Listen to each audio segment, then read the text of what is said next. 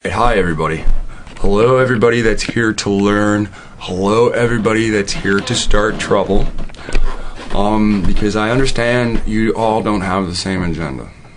It's just that simple. Some of you give a care about yourselves. Let's push that aside.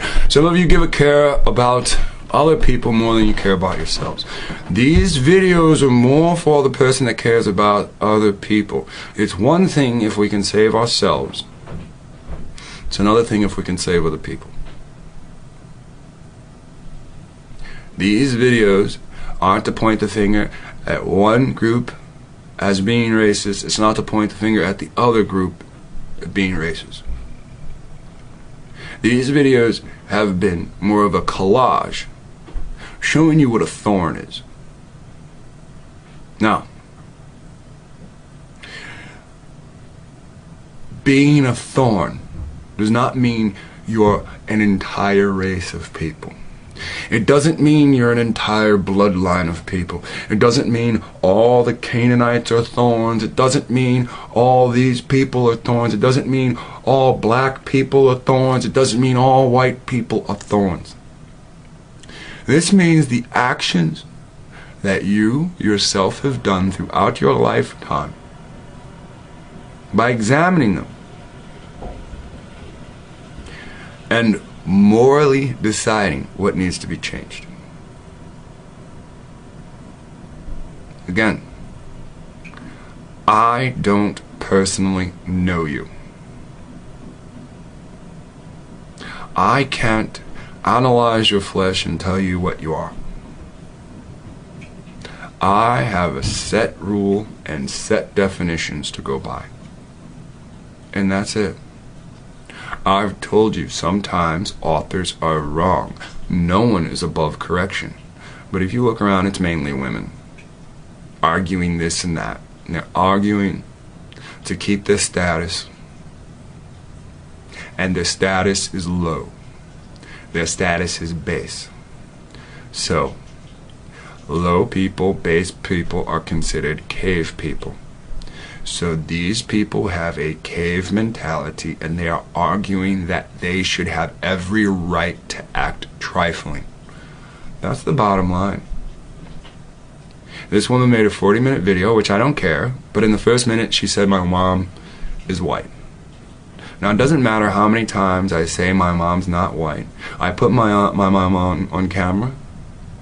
My mom's holding her father's picture. These type of people will ignore that. They'll act as if they didn't see it. It's not my mom's job to go on camera to suit the emotions of black people. White people don't give a fuck.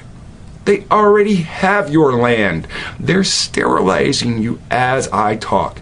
The ones that aren't sterilized go sit in the chair and they let the baby be taken out, murdered, chopped up, and put into fucking food. Now if I stop the video right here and there's nothing, show me that I'm lying. It didn't say white women killed a large percentage of black babies. It said black women killed a large percentage of their own babies. You've killed my fucking army. That's what you've done. And you think I'm happy with you? You look at me as jealousy because I chose a different type of woman than you are? One fucking argument and you would kill my son while he slept in your belly.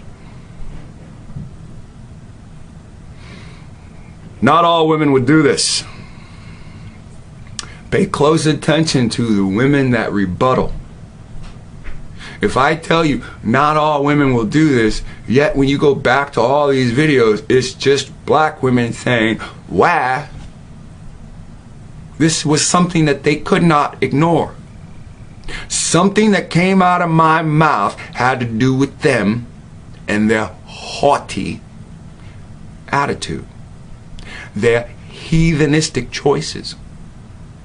I care not. It affects my family this much. I told you to stop calling yourself black. I told you to accept the title as Negro because of the Indian Negro Wars.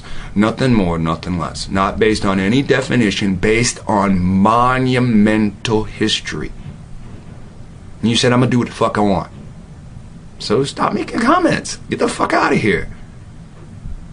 This woman has the ability, just like all of you, to upload videos. She ain't never upload no video about no scripture, because ain't no scripture in her heart. What she took the time to is say, oh, somebody insulted me. And all those trifling people went up and said, oh, it's okay. It's okay. You got him. 6,000 other people say differently. Since that's the game you want to play. I've constantly encouraged you to leave. Today's video, while I'm showing you this, I'm really mocking you.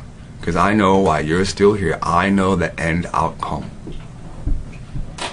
I know how it ends. I've read it. I've dreamt it. I've lived it in my dreams. I wake up sweating. I try to save you and you burn. I am possessed to constantly make videos to save your flesh. I'm possessed to constantly make videos to save your soul.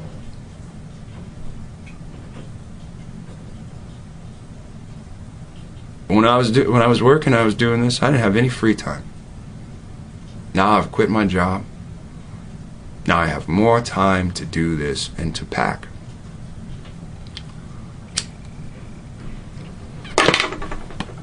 I was exploited at work. Maybe we'll go into that in another video. Right now, I'm gonna do this video that's gonna make you fucking sick. And if it doesn't make you sick, that means you enjoy it. And you yourself will know how you feel when you see this. And it doesn't matter what you say. It matters what's written in your heart. See, there's a, like when I turn my camera on, it goes, and like you can't hear that. So, see, I don't know which one of these videos to start with. Let's just start with this. This is the scariest movie ever. KJ, I forgot what his other thing is. KJ something. KJ Osborne is his other channel. Now, there's a white dude believes in Christ. I've sent him plenty of information that says Christ don't exist. This is the only video I've ever seen out of his fucking mouth that he don't bring up Christ. So, let's watch.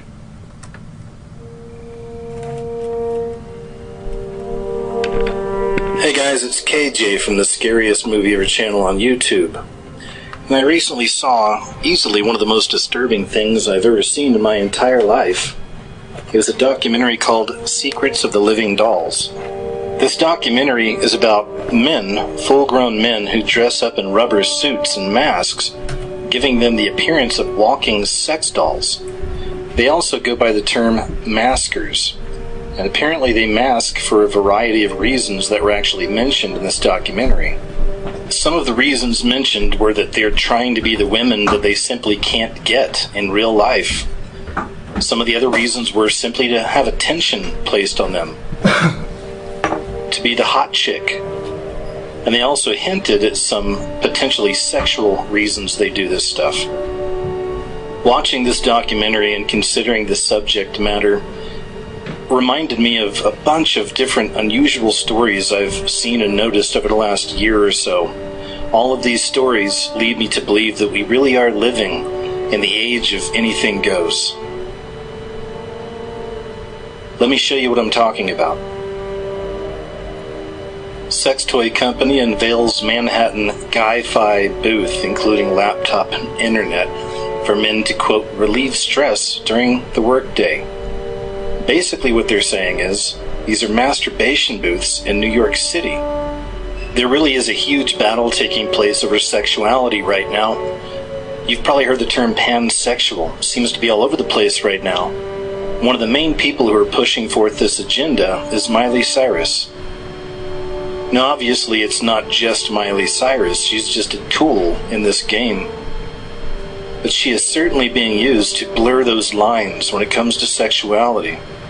Anything pure, anything innocent, anything sweet is out the door nowadays.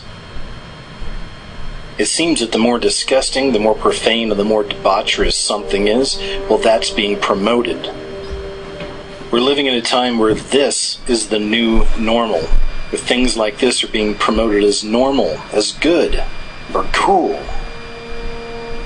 All of this madness is part of a much bigger agenda, and part of that agenda is to destroy the family and to bring in a new world order where literally anything goes. Another clear example of just how insane things have gotten is that this little red-haired girl right here, would one day grow up to be the president of the NAACP. A little freckle-faced, red-haired white girl convinced enough people that she was black, that she would actually become the president of the NAACP. But that's not all. There's more. Remember Sean King? Look at that picture on the right. Cute little freckle-faced, red-haired white kid.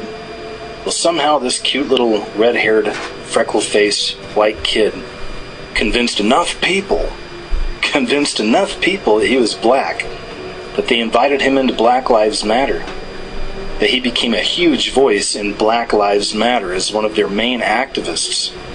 You may remember this story, but the nation cheered, at least as far as the media told us, about the proud mother of her brave transgender 9-year-old son as he prepared to go back to school dressed as a girl wearing a blonde wig.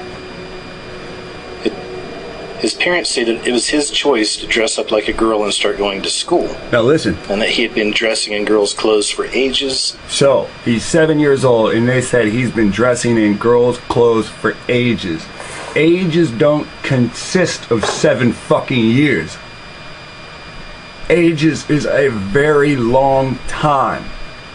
Ages is a word that deals with generations. Many years have to pass for you to deal with ages. So listen very close. And even painting his nails. How does a 4-year-old kid paint his own nails? He doesn't. His motherfucking mom sits there in a psychotic state saying, I wish I had a little girl. Then she takes her little tramp son and starts painting the little fucker. I'm not talking about this kid in general. I'm talking about how the psychosis takes over a family. You see the same picture on YouTube with a little black boy walking around with feathers around his neck, lipstick, makeup, glasses, sunglasses, feminine sunglasses, and high heel shoes. No difference except for the what? The race? It's the program. That mom fell for the program and changed her little boy into a little girl. His parents say that it was his choice to dress up like a girl and start going to school, and that he had been dressing in girls' clothes for ages and even painting his nails. They even say that when he puts on a blonde wig, he actually transforms in his mind from Joseph, which was his name, into... Now, when he puts on a blonde wig, he transforms into this entity that says they've been wearing dresses or dressing like a woman for ages. Let me ask you a question. Is this little boy possessed? Is this little boy experiencing possession? He puts on a wig and then he's someone else. Listen again. Going to school, and that he had been dressing in girls' clothes for ages and even painting his nails. They even say that when he puts on a blonde wig, he actually transforms in his mind from Joseph, which was his name, into Ellie Joe. Call it gender fluidity. Schools are teaching kids that there's no such thing as boys or girls. Now this story right here That's what you send your children to public school for. To fucking count and stare at other people's oddities. You think your little boy comes home as a little boy and every day he sees this little transgender want to be he, she. Your little boy and your little girl sits there and thinks, what could I become? This is what your tax dollars pay for. This is why you go to work. This is why the corporation is your master and you work for your master. And I'm going to show you what these corporations have done. Story right here is just a little bit older, not much, but this is just one of many stories about this. By now they're already teaching this in a lot of schools. It says here that one of the nation's largest public school systems is preparing to include gender identity to its classroom curriculum, including lessons on sexual fluidity and spectrum. The idea that there's no such thing as 100% boys or 100% girls. And then we find filth like this. Have sex with your iPad. They actually have an attachment now you can put on your iPad while you're staring at porn and have sex with the equipment.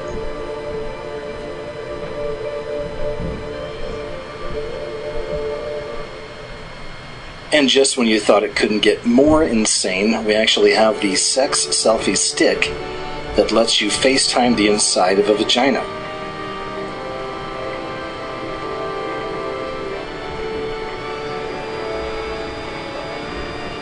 You can forget the San Francisco hookup trucks. These are trucks that cruise around by all the clubs and bars, and the trucks come complete with a full assortment of gadgets, quote-unquote, to make San Francisco lovers much more comfortable, including temperature controls, birth control, safe sex aids, and a camera for those who want to share their sexual hijinks with their friends.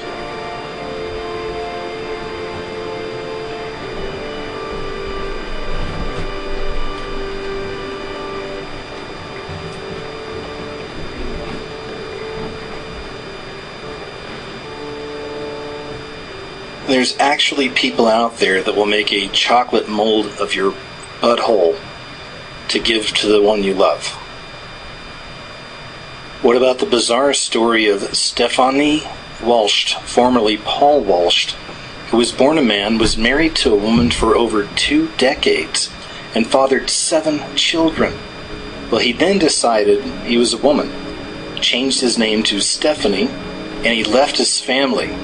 They did an interview with him at one point, and he was even bragging about how he can go a whole week without even thinking about his family. Selfishness doesn't even begin to describe, right? At the same time, he says he's trans-aged because he never got to be a young girl. So now he's living as a 6-year-old little girl with 2 adoptive parents. So, 2 psychotics said that this psychotic could go and live with them. So this psychotic has had 7 children that he can go a whole week without even thinking about, without even worrying if they've eaten, not worrying if they're sick, if they have a cold, if they're well off, not even giving a fuck if they miss their daddy. And these 2 psychotics are so fucking pleased that a grown man with a penis wants to be a little girl, that they said, you can come and stay with us and our family. It's the people right there in the picture. He says, I can't deny I was married, I can't deny I have all these children, but I've moved forward now and I've gone back to being a child. I don't want to be an adult right now. And so to say I've gone back to being a child, that says I have no respect for their well-being. I have no regard for how they're doing. Now, why isn't this freak in trouble for neglecting his children? You're going to hear a statement at the end. No more thoughts of committing suicide. Now, you know the suicidal bastard would have killed all 7 of his children and his wife and then killed himself. But instead, 2 psychotics said, come here and play house with our grandchildren. Listen close. I just lived my life like I couldn't when I was in school. When talking about his new family, he says, well, I have a mummy and a daddy, an adopted mummy and daddy who are totally comfortable with me being a little girl. And their children and their grandchildren are totally supportive. In fact, her youngest granddaughter, when I was 8 a year ago, I was 8 and she was 7, and she said to me, I want you to be the little sister, so I'll be 9. I said, well, I don't mind going to 6, so I've been 6 ever since. So, now the little granddaughter, who's 8 years old, now, a year ago, she said, I want to be the older sister. So your grandparents adopted a psychopath and you want to pretend that the 40 or 50-year-old is no longer 9 years old. You want to pretend that she's 6 years old so you can be the older one. This is what they do in their home. We have a great time. We color, we do kids stuff. It's called play therapy. No medication, no suicide thoughts, and I just get to play all day long. With all this madness unfolding, is it any surprise that nearly 60% of Americans, the highest number ever, are now taking prescription drugs? This feminization... Now, is this psychopath on prescription drugs? Therapy. No medication, no suicide thoughts. No suicidal thoughts anymore. Now that all the pressure is relieved from me, from my 8-person family, my wife and 7, I no longer want to murder those motherfuckers. That's what he said in the article. No more suicidal thoughts. Aren't Caucasians known for wiping out their whole bloodline? Who did the mass murder at Columbine? White people or black people? And I just get to play all day long. I get to play. With all this madness... I get to play with a little 8-year-old girl all day long, trusted behind closed doors, while my step-parents, my adopted step-parents, just go about their day because they think I'm a 40 or 50-year-old person attending to my new family. Unfolding, is it any surprise that nearly 60% of Americans, the highest number ever, are now taking prescription drugs? No more suicidal thoughts. This feminization, this demasculinization of men has been going on now for quite a while. So much so that now they're running ridiculous stories like this. More than a quarter of British men actually think they have man periods. There's so many self-haters out there. There's so many people out there that really hate the way they were created, it seems, and will do anything they can to be somebody else or something else.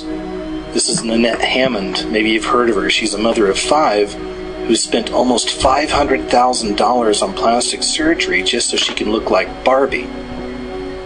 Reminds me of the story of the Dragon Lady. This one's pretty bizarre. This is a former banker. It's a man. He's actually pre-op to be a woman, so he's going to be transgender. But he's actually had his ears and his nose removed so he can look more like a dragon. 55-year-old Eva Medusa has a full face tattoo and a forked tongue, as well as having a number of painful... Now, 55-year-old man not only wants to be a woman, he wants to be called the mythical dragon Tiamat. Cut the lower tip of his nose up through surgical prosthetics. Changed his tongue. Has a lizard flower pattern drawn into his skin. Right? Procedures over the past few years, including nose modification. Look at his eyes. His eyes have been modified. You have white eyeballs. He has green eyeballs now. Tooth extraction and permanent eye coloring. Tooth extraction. I no longer need these teeth because they make me look like a human. I'd like to get some teeth taken out and sharpened so I can look like I have fangs. Calls himself Tiamat for short. It's the name of a video game dragon. Tiamat thinks of himself as a mythical beast, and he likes to be known as the Dragon Lady. On his website, he says, I am the Dragon Lady, a pre-op male-to-female transgender in the process of morphing into a human dragon, becoming a reptoid, as I shed my human skin and my physical appearance and my life as a whole, leaving all of my humanness behind. Another example that comes to mind is the parrot man, who actually chopped off his own ears, just like the last one, to morph into a bird, and says now he wants a beak. Look at this for a second.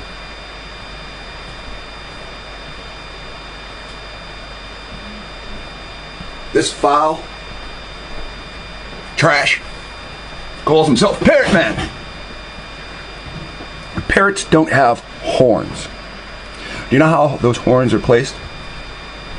A cut has to go up underneath his scalp. They have to take their fingers and reach up underneath the scalp and put the backing with the screw in. And when they get the backing with the screw in, on top of the skin, they twist the bolt on top. So he has uno, dos, and 2 horns. How does he get the shit in the side of his cheeks? The same way. Why did the psychopath cut his own ears off instead of getting a surgery? Because he is possessed. You're looking at him from a profile look. Does he look like a parrot to you? Have you ever heard of a parrot with horns? Have you ever heard of a parrot with spikes? Now, let me ask you a different question. Have you ever heard of a demon with horns? Have you ever heard of a demon with spikes? Now it's starting to be clear now, right? The first one wants to be the demon dragon, Tiamat. The next one wants to be the demon parrot. Do you remember what it was like to be 7 years old or 8 years old? Some of you may have clearer memories than others, but it really was an innocent time, wasn't it? Me. The title is, This 7-Year-Old Girl Has the Greatest Explanation of What It Means to Be Trans. Let's check this out. So, 7-year-old girl feature. This is propaganda. This is supposed to be a 7-year-old girl's cry for transgenderism. Alright? This is actually a boy. Let me go backwards. This is a little boy changed into a girl. Now, who sits down with a 5-year-old? Who sits down with a 6-year-old? Who sits down with a 7-year-old and starts, hey, I'm not going to tell you about the birds and the bees. I'm going to ask you if you want to be a bird. I'm going to ask you if you want to be a bee. Me. The title is, This 7-Year-Old Girl Has the Greatest Explanation of What It Means to Be Trans. Let's check this out. Transgender has to deal with sexuality. Sexuality has to deal with the chemistry that is inside your body. Estrogen versus testosterone. If you give a little boy gallons of estrogen, he will act like a little girl. This is a chemical process. When a baby is formed in the belly, it's a chemical process.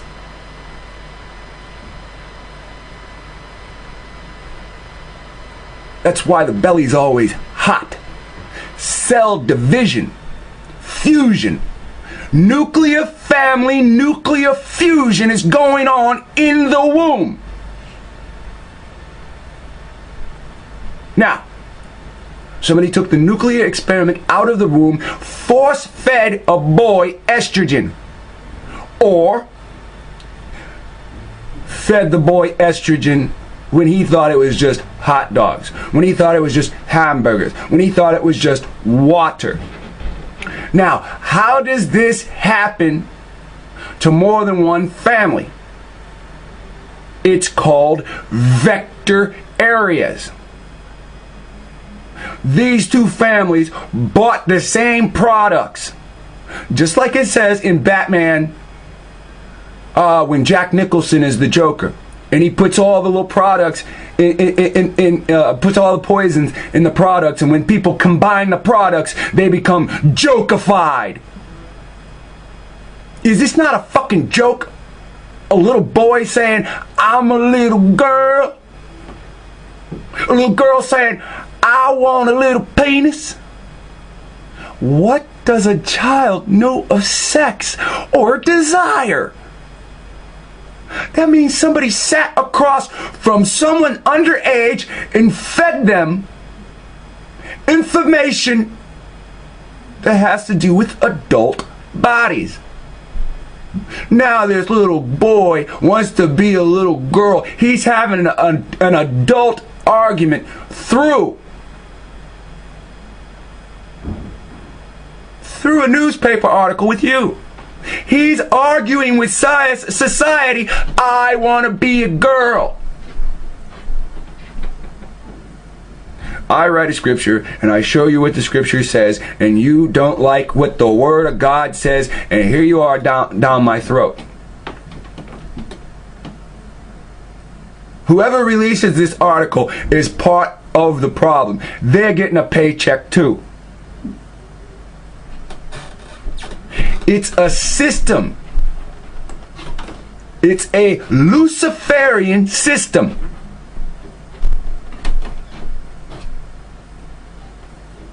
A 7-year-old girl featured on the documentary series Born in the Wrong Body, My Transgender Kid, shows an amazing amount of awareness for a child her age, not only of herself and who she is, but also for what she expects from the world around her. Patty is her name. And at 7 years old, did you expect anything from the fucking world around you besides your parents? At 7 years old, you just expected fucking dinner and gifts for your birthday, right? Now this 7-year-old's talking about what I expect of sexuality that comes from me within the world.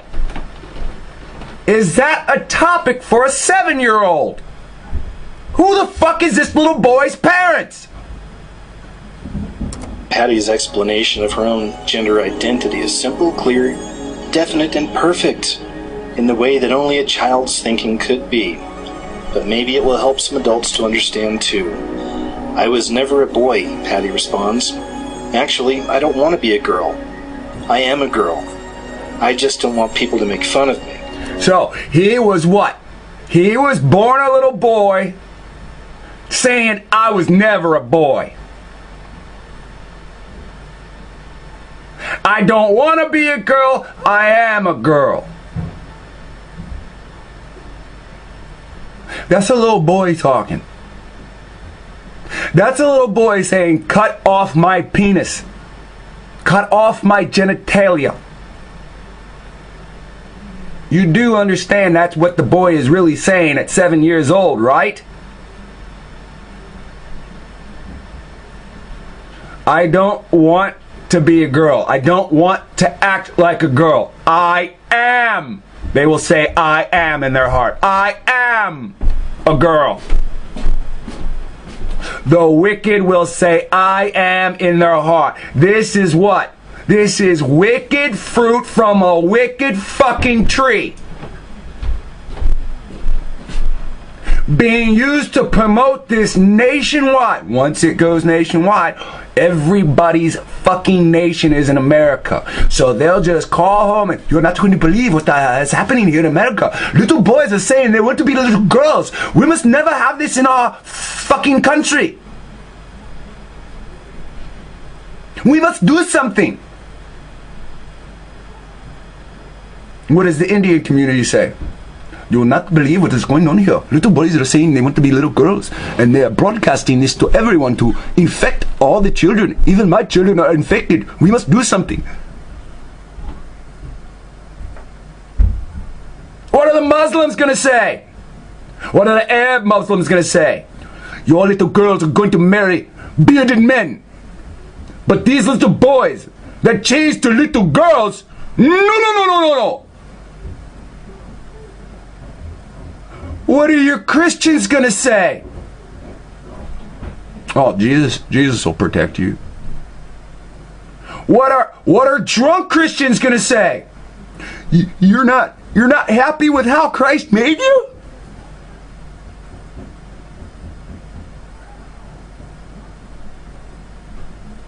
What are the children of God gonna say? You're an abomination.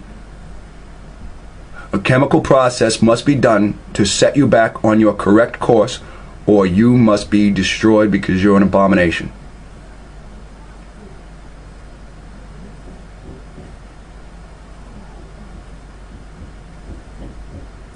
The process of change must reoccur back to natural form or destruction takes place. If me and you call ourselves Israelites and we sit here and let this happen every day, we're destroyed too. All we gotta do is walk the fuck out so he can line up his cannon and stomp on the button. If we go to where Moses' body is, God's not gonna destroy us. He said, move, we listened. He said, come back to me, we listened. Moses, son of man. Jeremiah, son of man. Moses wasn't a prophet, he was a leader. Jeremiah was a prophet. All the people that do God's work are sons of men. A fair percentage of you are born sons of men. A fairer percentage of you have son of men blood in you. Whether it's 1%, 10%, 20%, 50%. We don't have to fight this. All we got to do is leave, let the Creator destroy Lucifer's creation. And sit back and let them line up to say, heal me. That's all we got to do. Or else you'll get more of this. You're just the gender that you are. You're that gender. It's literally that simple, it says. Well, Patty's right. You are the gender that you are. The gender you were born with. It's how God created you. It seems so many people out there just can't accept how God created them. All of this stuff makes stories like this make more sense to me. Tom DeLay is a former... No, KJ Osborne. That child's parents said things over that child before that child could talk. Like, oh, you're a little girl. Or, oh, I wanted a little girl, but you'll do. Oh, well, what does he look like in a dress? That's what actually happened in that home. Plus, medication for everybody. How else would you try to turn a little boy into a girl? U.S. House Majority Leader. So this isn't just some guy that no one knows, some guy off the streets or whatever. I mean, this guy, he's in it. He's been in it for a long time. He's saying the Justice Department is going to be legalizing 12 new perversions. Those perversions include everything from bestiality all the way... Now, Tom DeLay, former U.S. House Majority Leader. These motherfuckers won't approve reparations, but they'll approve their own fucking perversions. They want to fuck little boys. They want to rape little girls. Pedophilia, bestiality. Now, what little boys do you think they want? You think they want little white boys? They're turning the little white boys into girls. They don't like sleeping with women. I don't know Tom DeLay's personal sexual preference, but Tom DeLay wouldn't have come out by himself. He's the spokesperson at this point. Former House Majority Leader. This means he was at the top. You understand? HR 194. This dude's name might be on that. Reparations to African Americans for the cruel slavery.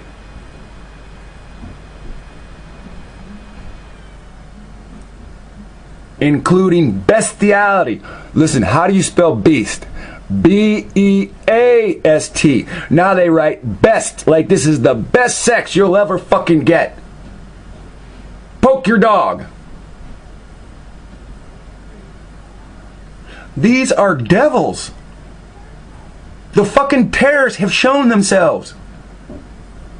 There are white wheat. There are white devils.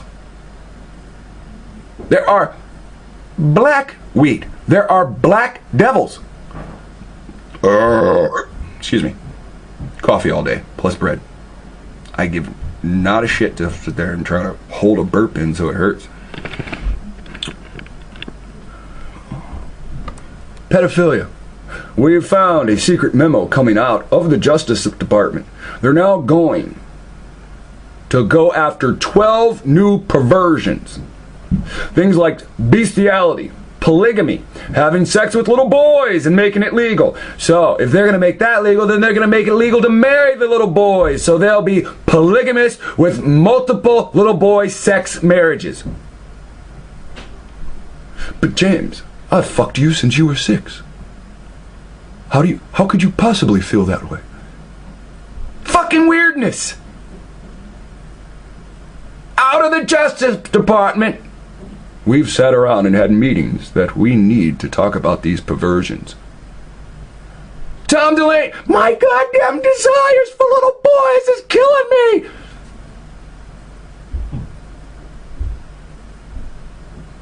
Tom DeLay claims the Justice Department have drafted memos. Excuse me.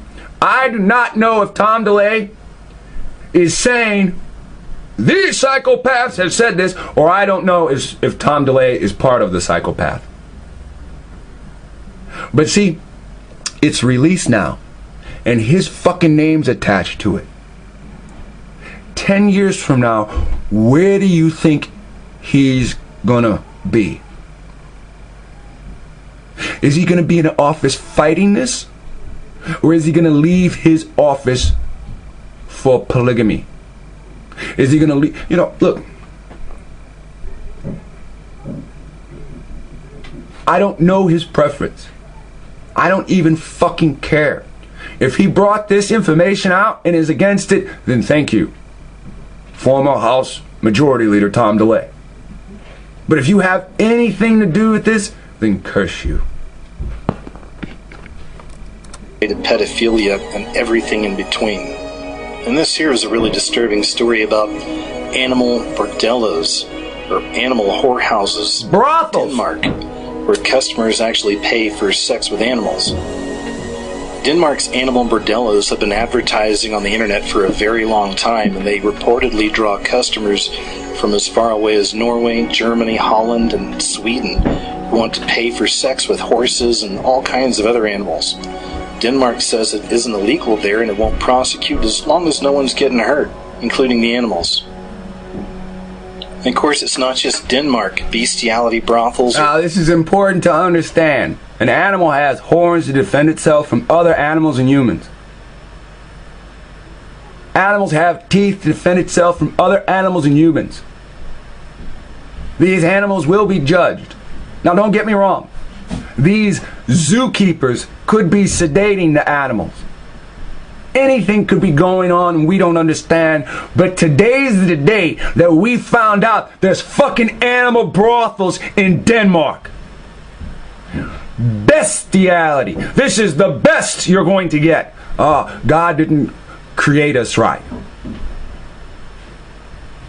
This is the most Luciferian campaign to push down your throats, because if they're going to tell you 60% of you are on pharmaceutical shit yourself drugs, then the rest of us are being taken care of by the sterilization, by the poisons in food, by the boys in blue, the Brotherhood of Blue themselves. Not to mention the 10% of us that try to pull away, and the 10% of us that are anchored in. We are all at opposites right now. Male against female. Just like it says in the book of Matthew.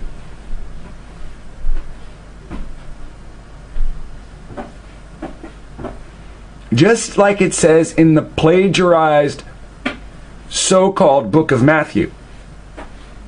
Plagiarized means it came from somewhere else. spreading through Germany. They're spreading through Germany faster than ever thanks to a law that makes animal porn illegal, but sex with animals legal. I'm not sure if it's... Now, Germany's already had a problem with genocide. Germany's already had a problem with apartheid. Who gives these colonial powers to these heathen? These people are devils. Sleeping with animals is A-okay in Germany.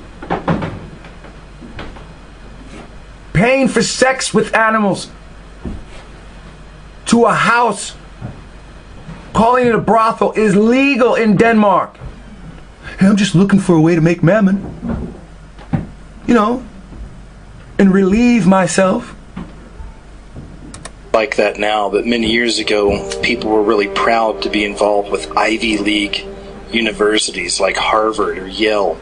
This right here comes from Yale. They hosted a sensitivity training in which students were asked to consider topics such as bestiality, incest, and accepting money for sex. During the workshop that was entitled Sex, Am I Normal?, students anonymously asked and answered questions about sex using their cell phones, and they viewed the responses in real time in the form of bar chats. The session was hosted by sexologist Jill McDevitt, who owns a sex store called Feminique. Survey responses revealed that 9% of attendees had been paid for sex, 3% had engaged in bestiality, and 52% had participated in consensual pain during sex. McDevitt said that she's trying to get people to be more sensitive to sexual diversity. She says we're not all heterosexual, able-bodied folks who have standard missionary sex. Several students submitted discussion topics about having incestuous sexual fantasies. During the workshop... So they're just waking up in the morning with a fucking boner staring at their fucking sister. So they're just waking up in the morning thinking about sex and staring at their brother.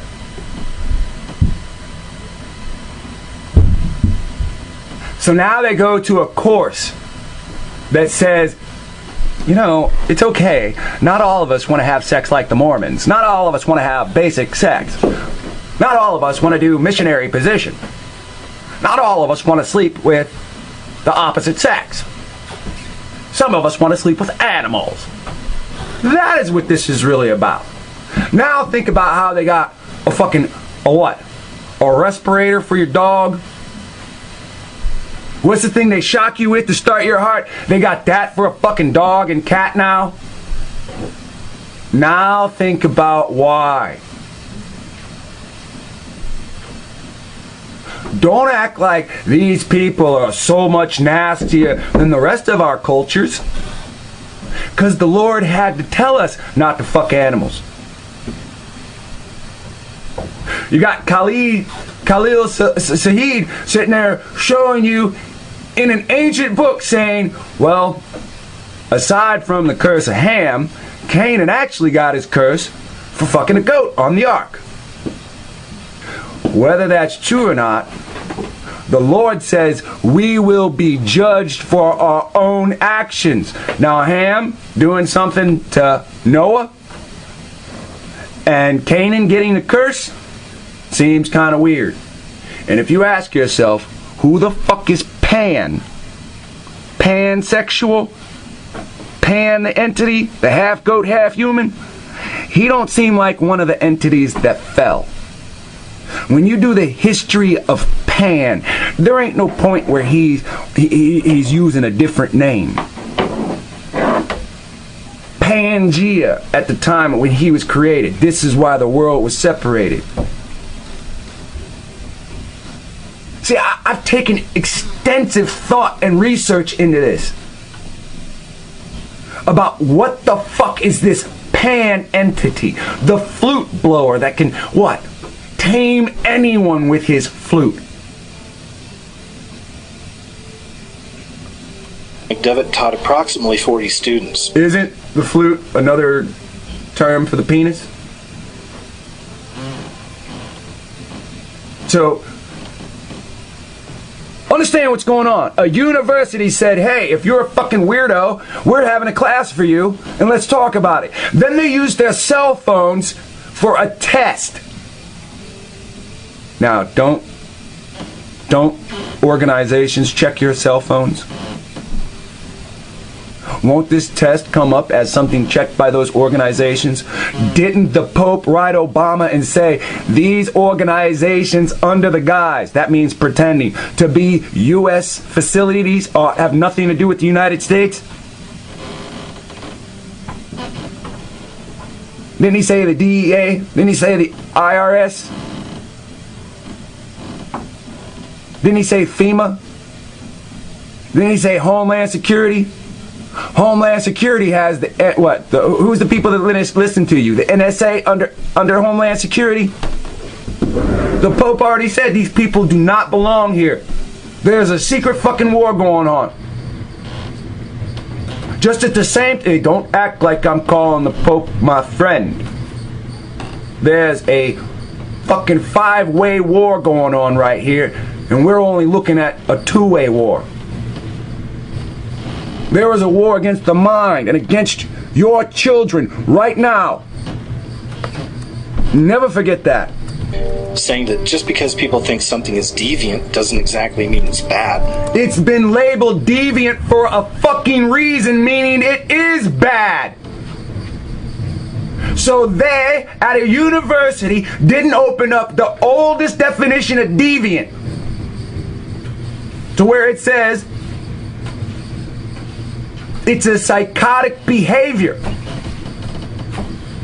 Medical health books from the 70s in the United States. Homosexuality is a deviant psychological behavior. Something has happened to you and turned you this way. Russia, up into the 80s, had this same classification in the mental health books. Now they just say, fuck it, we'll kill them if they're gay. Type in Russian homosexuals murdered since 2000.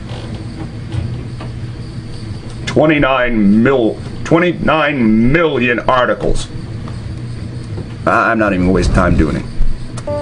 And have you noticed all these commercials that seem to be implying bestiality? Here's one. This is during the Super Bowl 2016. And this article is from the Washington Post. It says the premise was a man and his marmot friend are camping, taking in nature's splendors, sitting around a fire. And since no one else is around, the guy sees a little twinkle in that marmot's eyes, so he leans in for a kiss. The punchline. And the marmot slaps him on the face and says, "I'm not that kind of marmot," he squeaks. "Fall in love with the great outdoors" is the tagline. The verdict. Ugh.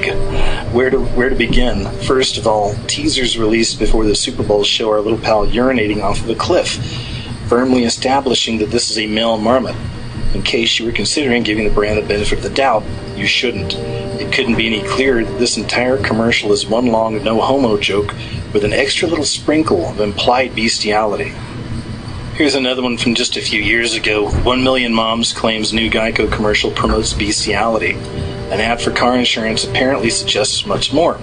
1 Million Moms, a group that monitors children's programming, is calling on Geico to pull a recent commercial featuring a woman apparently flirting with a talking pig, calling it bestiality. In their press release, the organization says the Geico marketing team may have thought this would be humorous, but it is disgusting to see how the company takes lightly the act of bestiality. So, that's how you do it. You form an organization. It could be 3 fucking moms. They still call themselves 1 Million Moms. And they protested the commercial. Just like I read one scripture you don't agree with and you protest me. But you don't have the heart to go outside of your homes and attack these companies. These companies are your slave master. You live in the city. If you want to work and earn money, you have to work for a company or a corporation.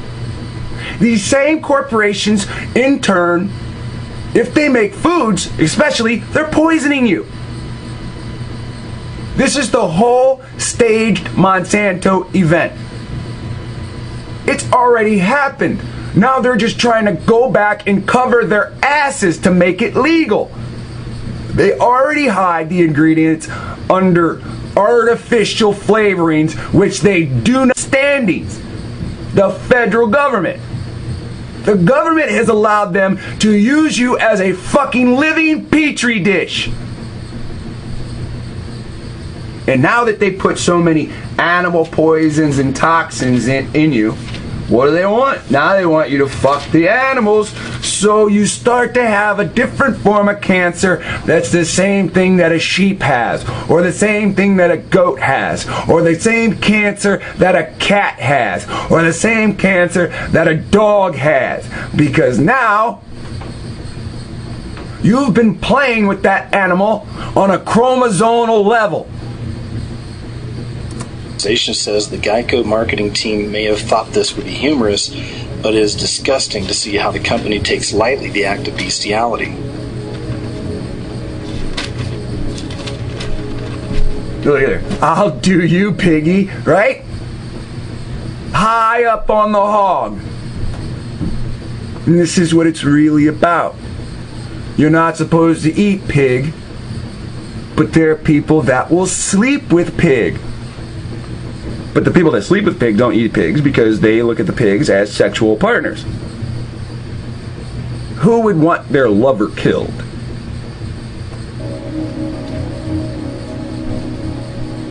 And of course I couldn't really address this subject with these commercials and bestiality, or at least implied bestiality, with talking about Mountain Dew's Puppy Monkey Baby. I don't even know where to start on this one. Puppy Monkey Baby encapsulates quite a bit, doesn't it? But beyond any bestiality implied or even pedophilia implied, we're also looking at the chimera. Okay. Do you see the can under his chin? Okay. If you were smoking, I said this. This is the best way I guess I can describe it. If you were smoking a cigarette, and I was holding an ashtray, and I placed that ashtray under my chin, where are you going to ask your cigarette? It's still going to be right in my face, right? This is a sign of servitude. Placing the master's property that shall be used under your chin. Let me show you. What is the company? What is the corporation? What is the master of this product? Mountain Dew. Where's the product placement? Under your chin. Now, aside from that, he brings up, we have a chimera. We have a dog, we have a monkey, we have human legs. So now the dog can walk upright, and because of the ape, the monkey back, he now has an opposable thumb. Monkeys have opposable thumbs, right? They can grab branches and shit, right? Ah, now you're starting to see it. Now you're starting to see it. You ever see Dave Chappelle? Is it Dave Chappelle or Eddie Griffin that do the act about training a monkey to fuck it? Nobody goes back and forth between humans and monkeys. Once you train a monkey to fuck it, you're always fucking the monkey. I know it sounds nasty. I know it sounds foul. Damn it, did you see the men in the beginning putting on fucking doll faces? This ain't no joke. Where is the monkey baby dog standing?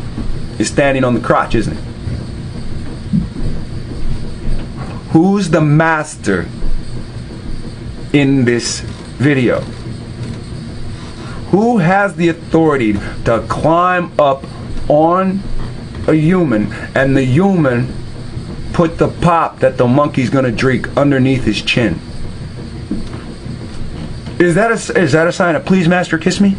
The chimera is the master. These things will rule you by the corporations that finance the construction of them. Did you hear me? These things will rule you by the corporations that finance the constructions on their living tissue. How is that dog going to think, function, use those arms and legs? Through possession. God will judge the animals. That means the animals have what? Choice. That means the animals have choice. We don't think it because we think the animals are our dumb servants. But yet everybody that owns a pair of animals can all see animals communicate somehow. Cats somehow communicate, dogs somehow communicate.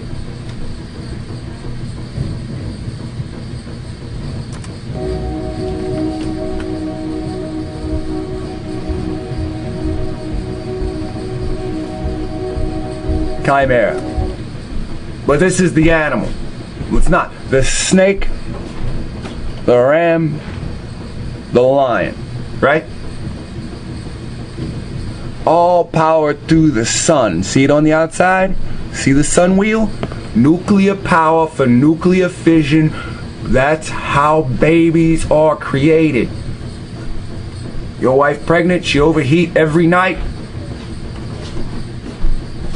I rarely see, unless it's wintertime, I rarely see cold pregnant women.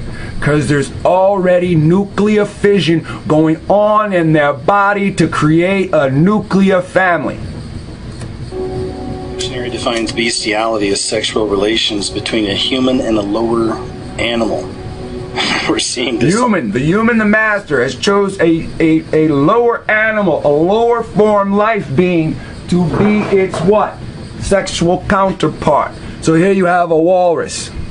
You have dim lights, candles. You have two women, two whores.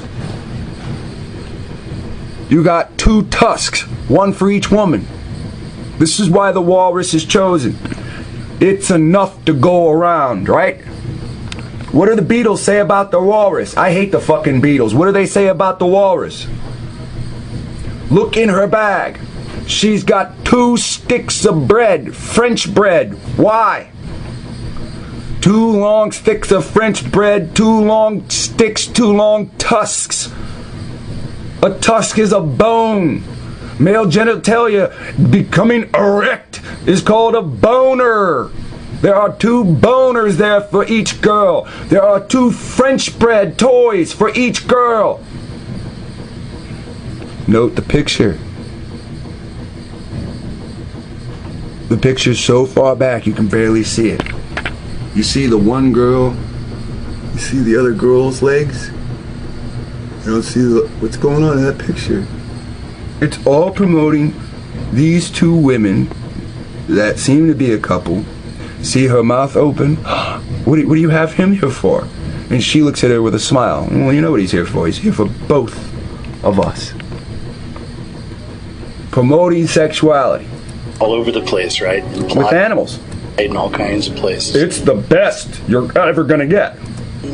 This is from Skittles. You may remember this one right here. It had a large flippered walrus, and he was caught making out with a very attractive blonde woman on a couch. With the tagline, "Taste of the rainbow, deceive the rainbow." Line, "Taste of the rainbow, deceive the rainbow." The rainbow. Oh, deceive the rainbow. Oh, deceive the rainbow. Oh, deceive the rainbow. Oh, deceive the rainbow. All these. Oh, deceive the rainbow. The rainbow is the sign of the covenant. The rainbow is the reflection of the sun off of the firmament, off of the glass bubble of our snow globe. Stop letting them tell you the earth is a ball.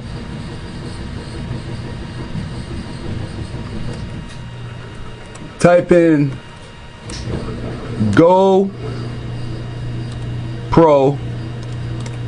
It's a camera. Flat Earth.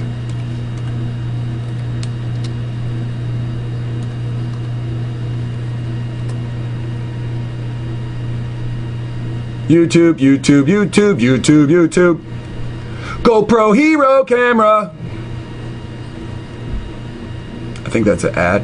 Nope, it's the real deal. Critics are raving about the Jungle. The Jungle Book. Animals talking. Right? It's a perfect video during the time we're talking about bestiality.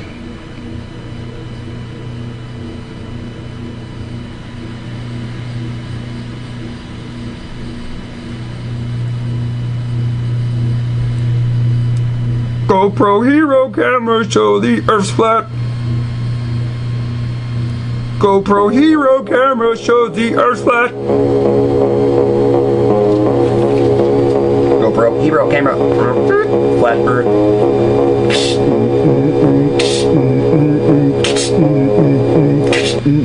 Bullshit. Bullshit robot music.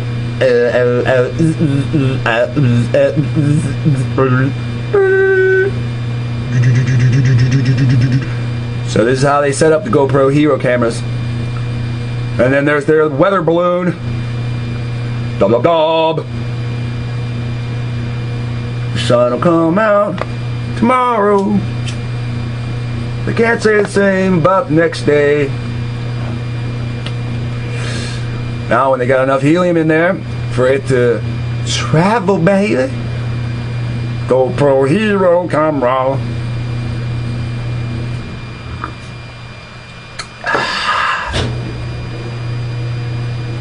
Flat, flat, flat, flat. There's the next fucking city. Flat, flat, flat, flat, flat. Flat Earth.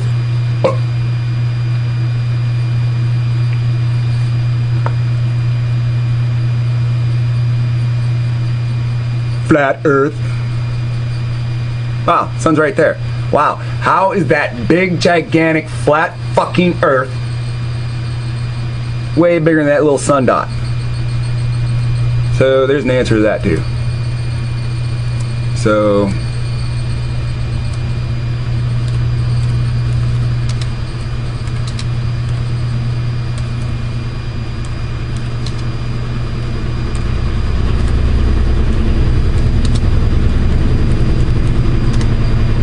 listen to those clothes wash.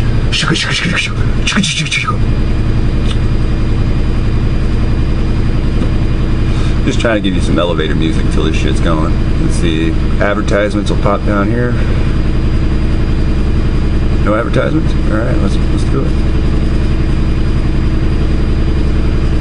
GoPro Hero for Earth.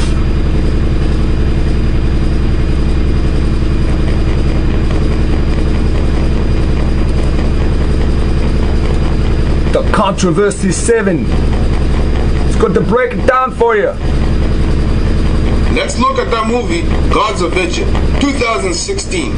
Firstly, that movie is pure Illuminati and pure Freemasonic. That movie was strictly promoting or talking about the story of Horus, the left eye and the right eye, the eye of Ra and the eye of Horus, the one representing the sun and the other one representing the moon. In other words, the story behind the eye in the pyramid. In other words, paganism, idolatry. But I'm not here to put the heavy emphasis on this. I'm only here to point out something very interesting that I saw in the movie. Now, I did not see this coming. I never expected Hollywood to actually even go right ahead and change the whole shape of the earth as a whole in the movies. But in 2016, in the movie Gods of Egypt, guess what they have done with the image of the earth? The traditional viewing of the ball earth, they changed it completely and they gave us a round, flat surface of an earth, a disc-like stationary earth, with the sun being very close to it. Now listen. Traditionally, we have always been shown the ball earth orbiting a big, gigantic, enormous, godlike structure called the sun, which is highly viewed as... Now, we're dealing with opposites, right? Now, we just saw on the GoPro Hero Cam that the Earth is a flat disk and that the sun was the little dot. Now, thanks to Isaac fucking Newton and all that bullshit, they teach you it's 93 fucking million miles away and it's bigger than your fucking mind could imagine. They've bullshitted you. You've let your eyes deceive you. It looks like a dot in the sky. One of the highest deities to worship. Again, it's just the sun, but it's paganism and occult practices. Watch this scenery. What you are seeing is Horus going to pray to his grandfather. What you're about to see is you're about to see a circle with 7 to 10 GoPro Hero cameras on it. You're going to see a balloon go into the air. And what you're seeing on screen is a digitized version of all 10 images combined. That's what you're about to see. And in a minute, I'll go back to this GoPro Hero Cam and show you what it looks like when they put 3 cameras on one rigging. Now remember, this is fucking Hollywood. They do it big. So they probably put 10 on a fucking balloon for this. Ra, the sun god. And as he prays at the altar of his grandfather, he asks for strength because he did not have his other eye. As he prays at the portal. Remember, they want to build these portals. You build a doorway, that's a fucking altar. We go to that Japanese video. Hey, they said these were the Hata people and that they built altars to angels. Each altar looked like a doorway. Right? You just saw him stand in front of a sun doorway. Right? You go to the altar. No, I'm going to make fun of his voice. This guy's really good. I'm just saying how he said it. He goes to the altar of his father. Not have his other eye. What had happened was his eyes were plucked out by his uncle Set. Set plucked out both of Horus's eyes. Watch him put it in his eye. However, a common thief went and stole back one of his eyes and gave it back to him. However, he did not have the strength to be able to transform. Why? Because he did not have both of his eyes. His eyes are his source of strength. Anyways, he goes to his grandfather's altar to pray to his grandfather, Ra, the sun god. And when he prays, his prayer is answered and he receives power to be able to transform himself into this deity that had wings and can be able to ascend and fly into the heavens. And this is where I want you to pay a mechanical, technological uniform. Attention and observe. He begins to ascend into the heavens, and as he is flying, you can see the earth behind him. As he is ascending higher and higher, you can see the earth more and more clearly. Now normally, as one... Right there is the GoPro. See the straight line? I don't care if it looks like it has a little curve to it. That's a GoPro Hero. It's a series of cameras. The footage taken, digitized, touched up for this movie. One would watch any type of a movie where they have people leaving the earth. Deep in your mind, you would be anticipating the point where... See it right there? Now why did they do this? In the other movie, the Exodus, Gods and Kings, they gave you the name of God when what? When Moses, when Caucus Moses is talking to the sheep. Hiya, hiya, hiya, hiya, hiya, hiya. Right? You're going to start to see the traditional viewing of Earth's curvature where they would show you the ball, but in this case they never did. Horus is still ascending into the heavens. He goes beyond the star beyond the constellations, and only upon ascending higher above the stars were they then able to view the earth clearly for what it is. And interestingly enough, you can see the sun clearly right there above the earth. And you would traditionally think or expect the sun to be 93 million... There it is right there. See? That's the ocean line, all flat. miles away, and it's this big ball of light.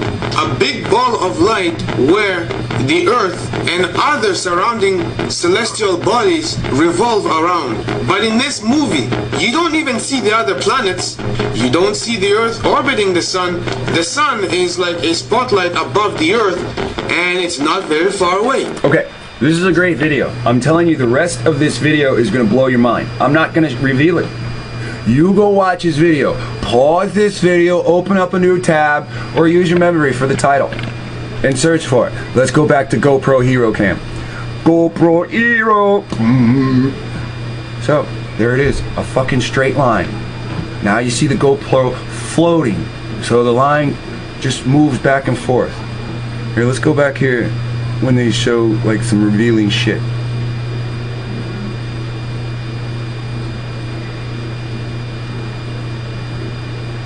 Now they'll show you in this video, if you watch it yourself, they'll show you balloon burst 125 minutes after launch, right? 33,000 altitude, right? Let me get to one of these where they set up multiple GoPros on a rig. Oh, this is great. See the sun? See how this part is highlighted and shimming? Shining? Shimmer comes off of it? Why shouldn't that happen to the whole Earth if the sun is bigger than that?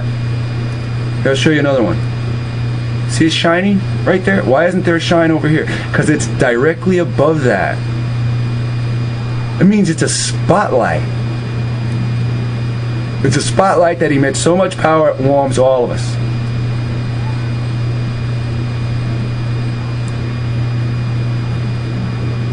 Here, see these bars? That's a rigging. They're gonna set up multiple ones.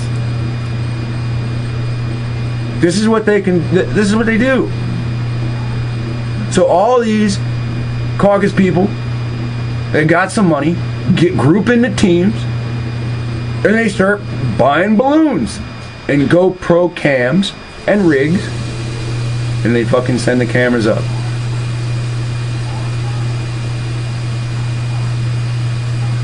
Now, let me go all the way up here in the video, right?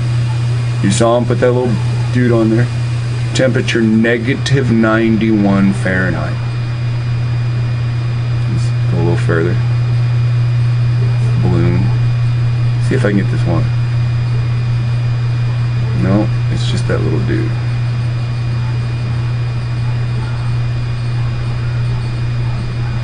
Flat.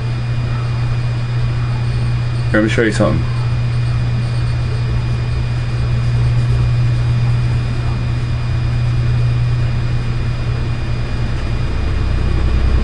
Flat Earth.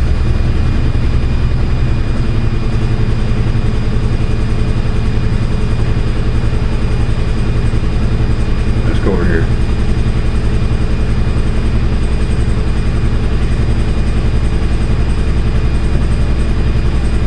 Let me take you back to this one for 1 second. Watch this. The sun is 93 million miles away, yet you are seeing a hotspot above the clouds. In addition to 3 million miles away, then there would be miles away. This directly underneath, observe what you are seeing above the clouds. Now, here's a GoPro camera. Now, what you're seeing is the view of a GoPro camera. Here's another camera. See the bars? So they rigged this up with multiple cameras. And this is just like 5 dudes. This ain't a movie producer with a director with a studio backing them for real images to produce a digital image. Now watch as this fucking camera just bounces up and down, right? People say the sun is close to the earth. Here's what I'm going to share with you. Observe these footages that I'm showing you right now. What you are seeing is a balloon that has been sent up into the upper atmosphere with a camera. And that camera takes a good capture of the sun. Now, if you look at the sun, you can see the camera is pointing directly towards the sun, and the balloon is well above the clouds. Observe the clouds which are beneath the sun. I want you to observe what you are seeing above the clouds. Now, if you carefully examine the clouds, what you will see is that there is a hot spot right above the clouds, but directly underneath the sun. The first thing I'm going to tell you is what you are seeing is impossible. What you are seeing, having a hot spot above the clouds underneath the sun, that hot spot is caused by the sun. This, ladies and gentlemen, is an impossible state if the sun is 93 million miles away. This is a state of globular impossibility. It does not work on the globe, because if the sun is 93 million miles away, then there would be more of an even distribution of heat across the surface of the object. However, hotspots should not be visible anywhere on Earth caused by the sun if the sun is 93 million miles away. Yet you are seeing a hotspot above the clouds. In addition to this, simply put your hand in front of your flashlight. From the power from the simple batteries, it's a little warm in front of the flashlight. Move your hand far away from the flashlight, you don't feel any warmth at all. Right? Alright, so look, they lied to you. The sun's not 93 million miles away. They have musical artists that make money off this. 93 million miles. Come on. Right? Living in the age of anything goes. And yes, we stopped on the walrus and went right to flat Earth. All these companies try to say that they're just being humorous. But why is it that we're seeing more and more in a lot of these commercials this implied bestiality as their humor? And here's just some more examples of how Hollywood keeps pushing through these ideas. It's a movie poster for a new movie called Goat. This movie takes place in a fraternity, and it's about pledges being forced to be involved in bestiality. Another subject they seem to be pushing more and more out into the mainstream is this idea of incest. Just like everything else in our culture, they try to change the wording up a little bit just to make it a little more palpable for the public. So in this case, they're no longer... So you see this big fat sloth? He laid in bed for so long, his mom just brought him food, and he's always kissed her and said, "Thank you, Mom." And one day it just got a little heated between them. So no longer does she look at him as her son. This sloth male should have went outside of his home and found a love interest. But he was so lazy in this society of spoiledness and perversion that he saw his own aging mother as a sex object. Calling it incest, now they're calling it genetic sexual attraction. We even have stories like this coming out. There's people actually pushing for incest and necrophilia to be legal. Sleep with your kid, sleep with your sister, and sleep with dead bodies. How do we say that's reasonable? The youth branch of Swedish Liberal Party. Now, is the youth infected? Swedish Liberal People Party? Is this a Masonic order of children? Or are these people brainwashed at a young age? Stories like this coming out. There's people actually pushing for incest and necrophilia to be legal. Another prime example of this filthy agenda we just saw recently at the 2016 MTV Movie Awards, where The Rock and Kevin Hart rapped on stage about how Leo DiCaprio got... I've shown you this before, and this is gonna be some shit, man.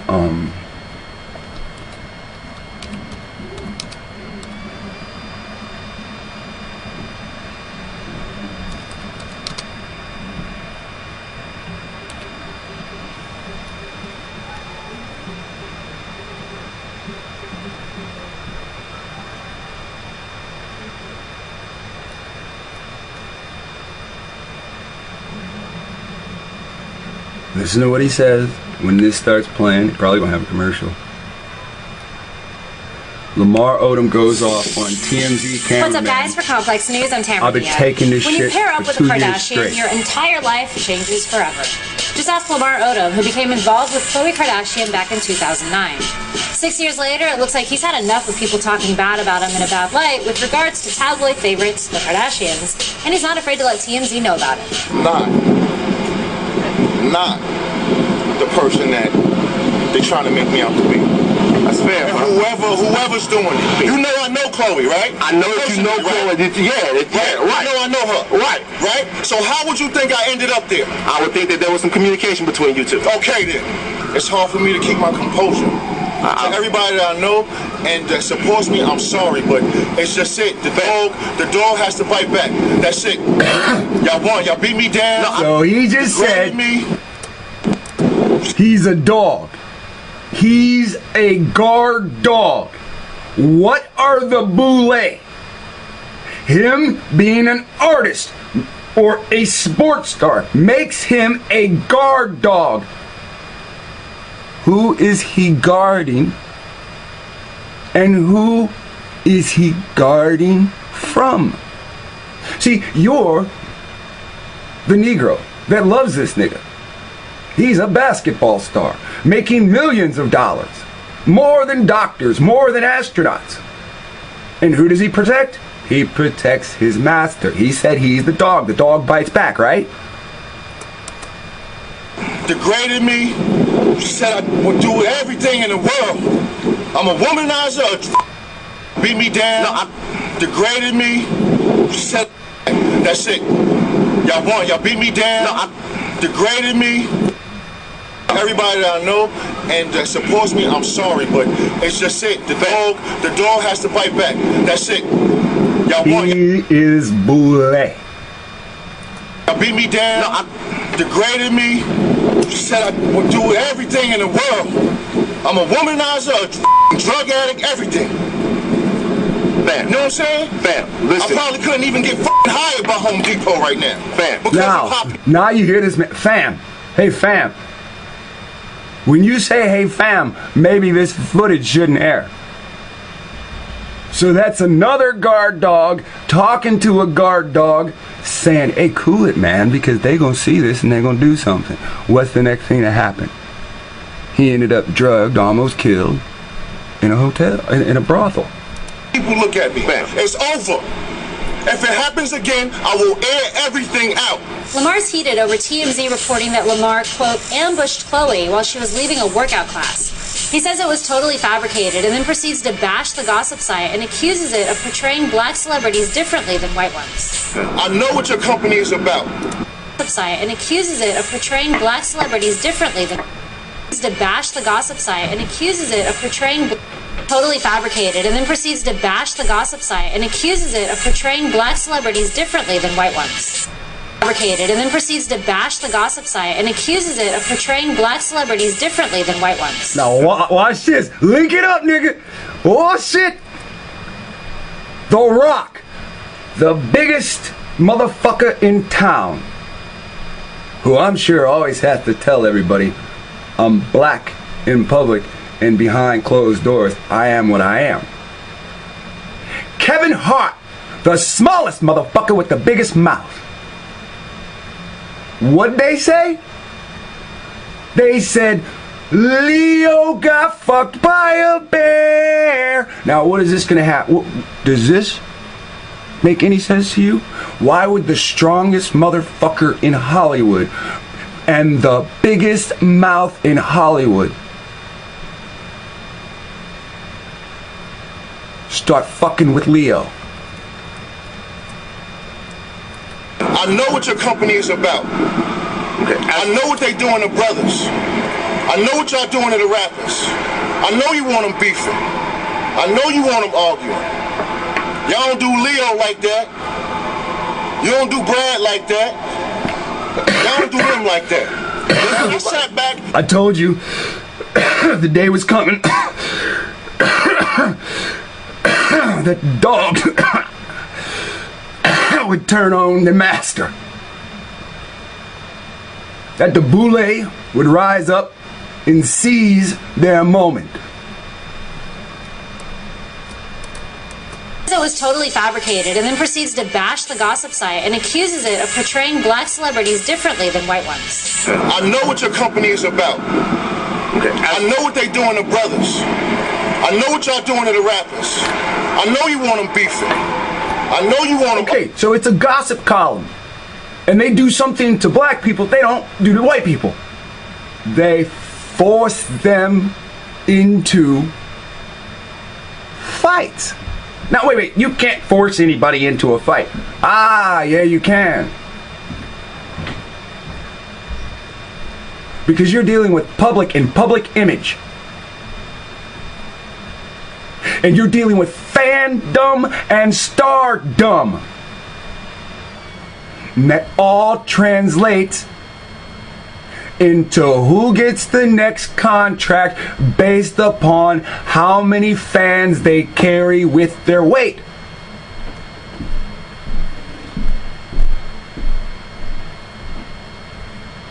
If The Rock knocks out Kevin Hart, The Rock gets a shitload more fans, right? If Kevin Hart knocks out The Rock, Kevin Hart gets fucking millions of fans.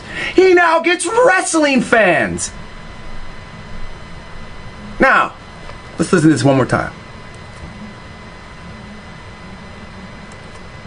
If it happens again, I will air everything out. Lamar's heated over TMZ reporting that Lamar, quote, ambushed Chloe while she was leaving a workout class. He says it was totally fabricated and then proceeds to bash the gossip site and accuses it of portraying black celebrities differently than white ones. I know what your company is about. I know what they doing to brothers. I know what y'all doing to the rappers. I know you want them beefing. I know you want them arguing. Y'all don't do Leo like that. You don't do Brad like that. Y'all don't do them like that.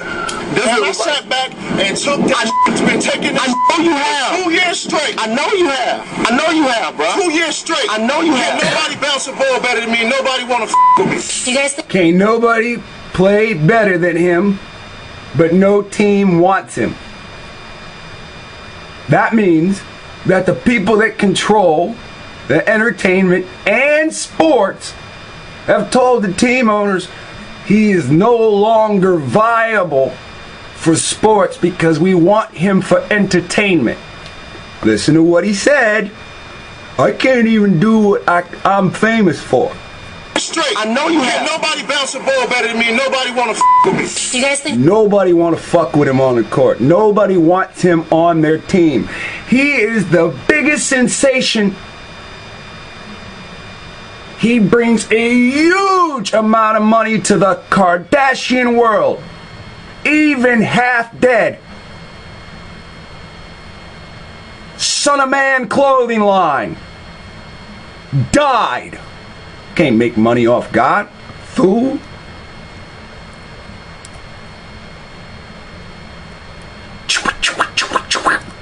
In the movie The Revenant. Let's not forget where we are. Another prime example of this filthy agenda we just saw recently at the 2016 MTV Movie Awards, where The Rock and Kevin Hart rapped on stage about how Leo DiCaprio got effed by a bear in the movie The Revenant. Now,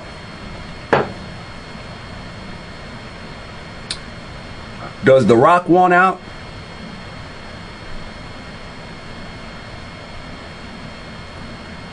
Are the guard dogs biting back?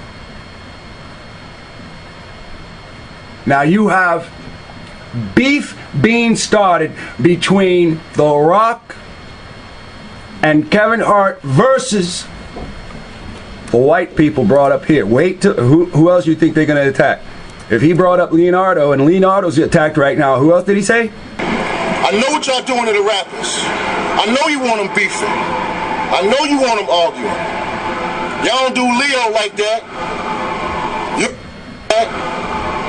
You don't do Brad like that. You don't do Brad like that. You don't do Brad like that. Oh, so they brought up Leo. Leo just kissed the Pope's ring, man. Don't act like I'm saying the Pope's my friend. Leo just kissed the Pope's ring. Another prime example of this filthy agenda we just saw recently at the 2016 MTV Movie Awards, where The Rock and Kevin Hart rapped on stage about how Leo DiCaprio got effed by a bear in the movie The Revenant.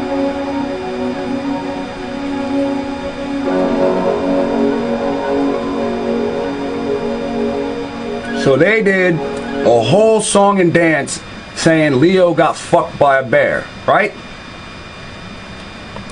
So,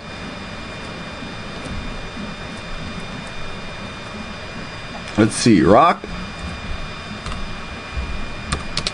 Hart,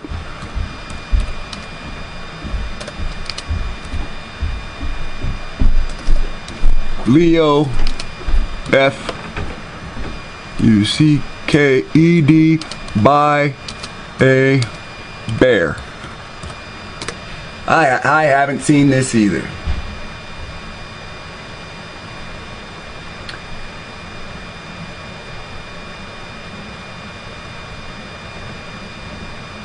Alright, let's click on that. When Leo got fucked by a bear song.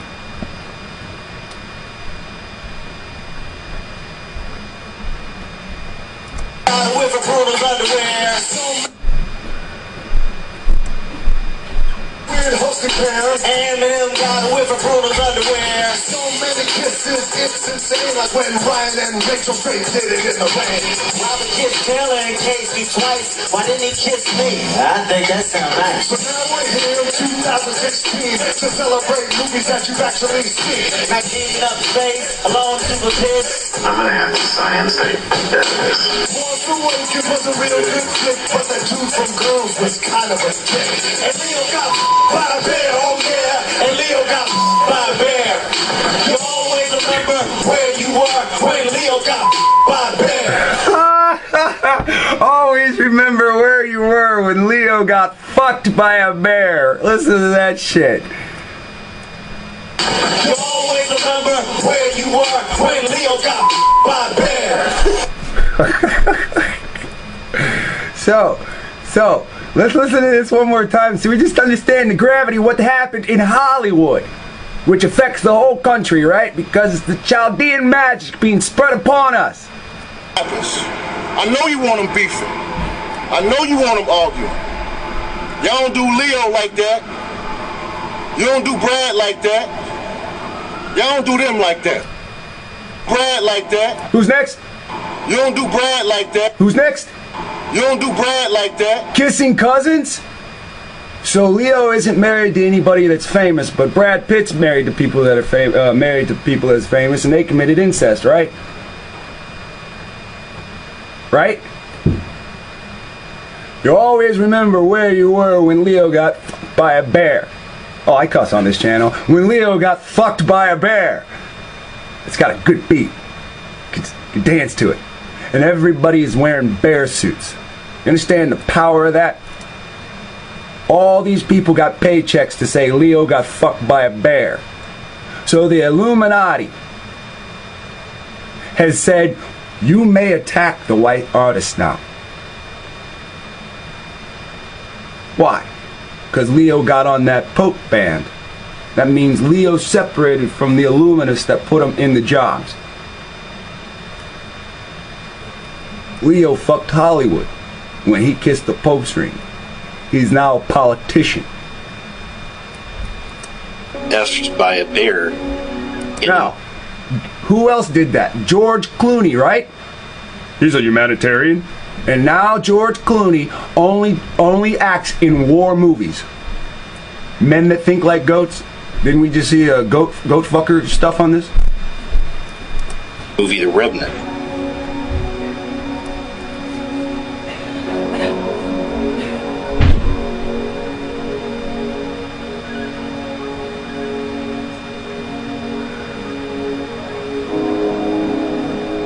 And of course, the public loved it. And of course, we can't have the goats without having the sheep, or without having, in this case, the lamb. This is a new movie coming out in 2016, and this is tackling the subject of pedophilia. Is it really so wrong for an older man to fall in love with a young girl?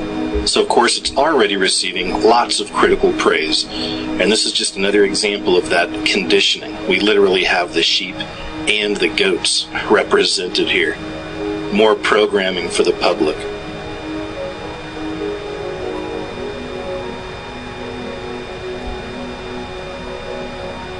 A lot of people really hate Miley Cyrus, right? Especially the fact that they can see through this agenda and how she's being used. I take a different approach on this. I actually feel really bad for Miley Cyrus. I think she's being completely and totally controlled. Because all these things we're talking about, she's being used to program the public with.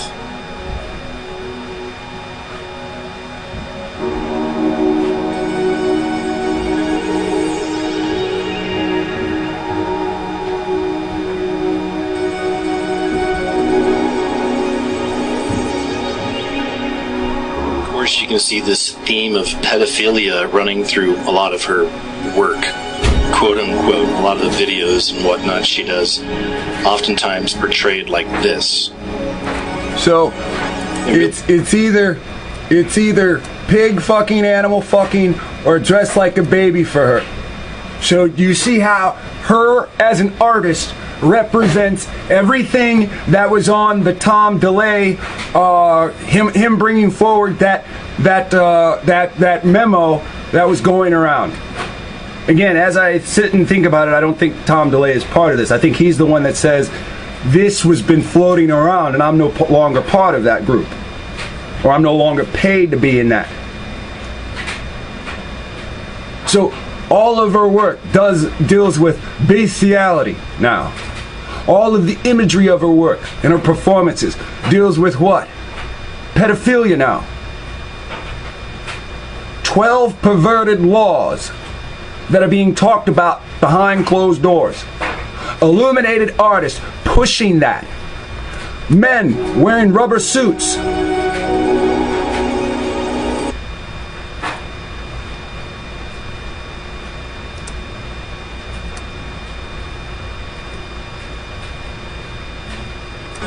It really seems that confusion and debauchery and filth has spread across the land. It's sad, but true. We really are living in the age of anything goes.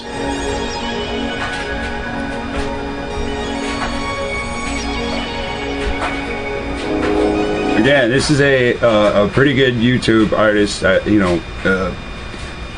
You're your own person. Subscribe to this shit if you want. Now, this is a different video. 10 hot women. Hey, what it do, fam? Hope you're having a good day. You already know that Americana here is back. DJ Khaled, say it with me. Another one. You already know. We got 10 hot women right here you didn't know are transgender. 10 hot women you didn't know are transgender.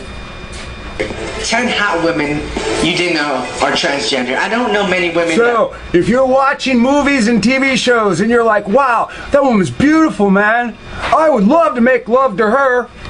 I would like to introduce you to are transgender. 10 hot women you didn't know are transgender. I don't know. Now, this person's name is Americano, so he's going to introduce us into this wild side. This is not something that I've told you. I was going to go into this, and it was going to lead into the Brazilian festivals of pervertedness, the carnival festivals. I know many women that are hot that are transgender. I'm not saying that transgender women aren't hot. I just don't know many transgender people, you know what I'm saying? You can see how confused he is. He doesn't even know how he wants to say or address this. This is new to me, so without further ado, if you're ready, drop that like button and let's get it popping, dropping, stopping, mopping all the way. You already know the taco down below. Now you can see through Babylon, he already has a personality conflict. He knows not who himself is, so he acts like you on speed. Now, if you don't feel he's acting black because he has an identity crisis, it's on you. Now, I'm not trying to insult him. Each of us has some kind of psychosis. We are Babylonian. Our original customs, languages, identities have been destroyed. Video, by the way. It takes strength and courage to come out as a transgender, and although the world is catching up, we still have a long way to go in terms of acceptance. Now, what he is doing is he is giving you, I suggest not judging him. He is giving you his honest reaction to these videos that he's going to pull up. And again, you know that you've never seen this artist on here. I'm not saying he has to do anything with biblical research. I'm saying he's showing you this. These great women have risen in the media as actresses, models, and dancers, and you may not know they were born as males. 10 hot women you didn't know were actually transgender. Caroline Cosey. Looking at Caroline Cosey, you would never guess that she used to be a man, but she was actually the first transgender woman to be featured in Playboy magazine, and was also a Bond girl in the James Bond film For Your Eyes Only in 1981. Caroline completed her transition in 1974 after years of So when you're watching James Bond and you see this woman, see, your parents would have seen this. My grandma loved James Bond. Actually the first transgender woman to be featured.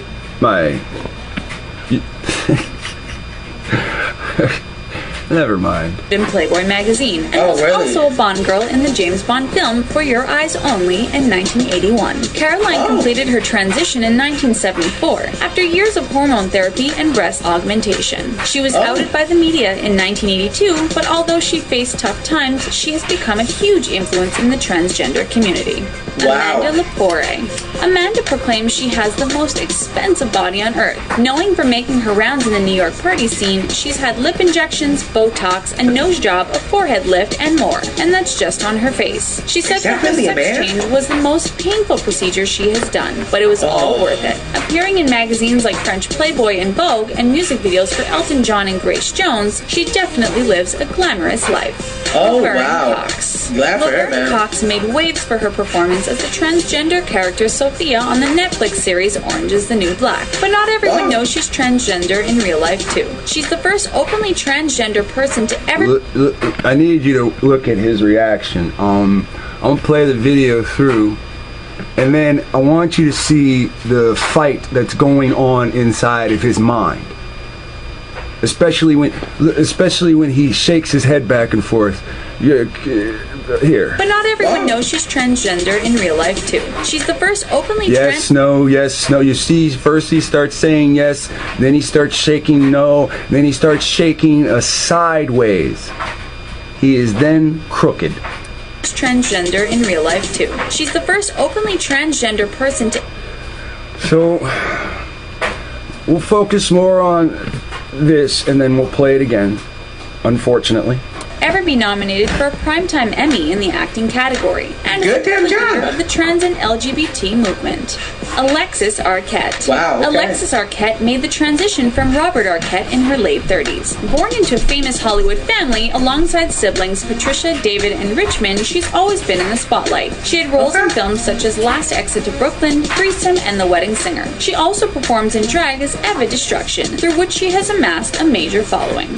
Candace Payne. Candace Payne shot to fame in the series Dirty Sexy Money. She was the first transgender person to play a recurring transgender character in a popular TV show. She grew up with an athletic twin brother and was bullied for being different and flamboyant. It wasn't until her early 20s, when she was living in New York and working as a drag performer, that she found out what transsexual was. Nowadays, you can find her attached at the hip with her BFF, Caitlyn Jenner. Carmen Carrera. Carmen Carrera is a gorgeous model, TV personality, actress, and burlesque performer, and she's transgender. She caught public attention as a reality star on RuPaul's Drag Race, coming out after she was on the show. She also made history as the first trans person to wed on reality TV when she married her husband Adrian Torres, and she's in line to be the first transgender Victoria's Secret angel, with nearly 50,000 people signing a petition to make it happen. Andrea Page. Working most of her life as an androgynous male model, Andrea Page underwent sex reassignment surgery and and transitioned in 2014. As an androgynous model, she walked the runways of Marc Jacobs and Jean-Paul Gaultier. But the Serbian-born Amazon says she's always dreamt of being a girl. She's been featured in Vogue, W Magazine, GQ Australia, and more. She's really making waves in the fashion world. She looks beautiful. Wow. Claudia landed a spot in the semifinals of America's Next Top Model back in 2006. I think I know this one. At the time, the show had a rule that only contestants that were born female could compete. Because of this, Claudia had to leave, even though she was a favorite among the judges. She also made headlines in 2012 when her firefighter ex-boyfriend was on trial for beating her. Jazz Jennings. One of the youngest transgender people in the media, Jazz Jennings is 15 years old and has been dressing like a girl since she was in kindergarten. She's a YouTube and TV personality. In kindergarten, she can barely talk and she was dressing like a girl. No, that means she could barely talk and she was dressed like a girl. So this is something the parents did. A spokesmodel and an LGBTQ rights activist. She was born in the wrong body as soon as she started to talk and began taking hormone blockers once she hit puberty at 11 years old. She had a reality series on TLC called I Am Jazz. So you see how the story affects him each time? Aww. And she speaks in school to spread awareness about the trans movement. Hey, good job. Good for her. Hell yeah. A Canadian model and TV personality who brought You hear that? Hell yes. Have you ever noticed nobody ever says to things that are good, oh heavens yes. Or to things that are bad, heavens no. Universe Canada to court for disqualifying her for her being transgender. She won the court battle and went on to make the top 12 in the competition. She had gender. Now, at first he thought he wasn't gonna like any of these things because, you know, probably privately he probably views this stuff here that's created here in the States. So let's go back.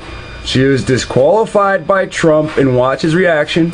To court for disqualifying her for her being transgender. She won the court battle. Oh my goodness, I can't believe a transgender person was disqualified in a woman's contest. You're really shocked at that? So,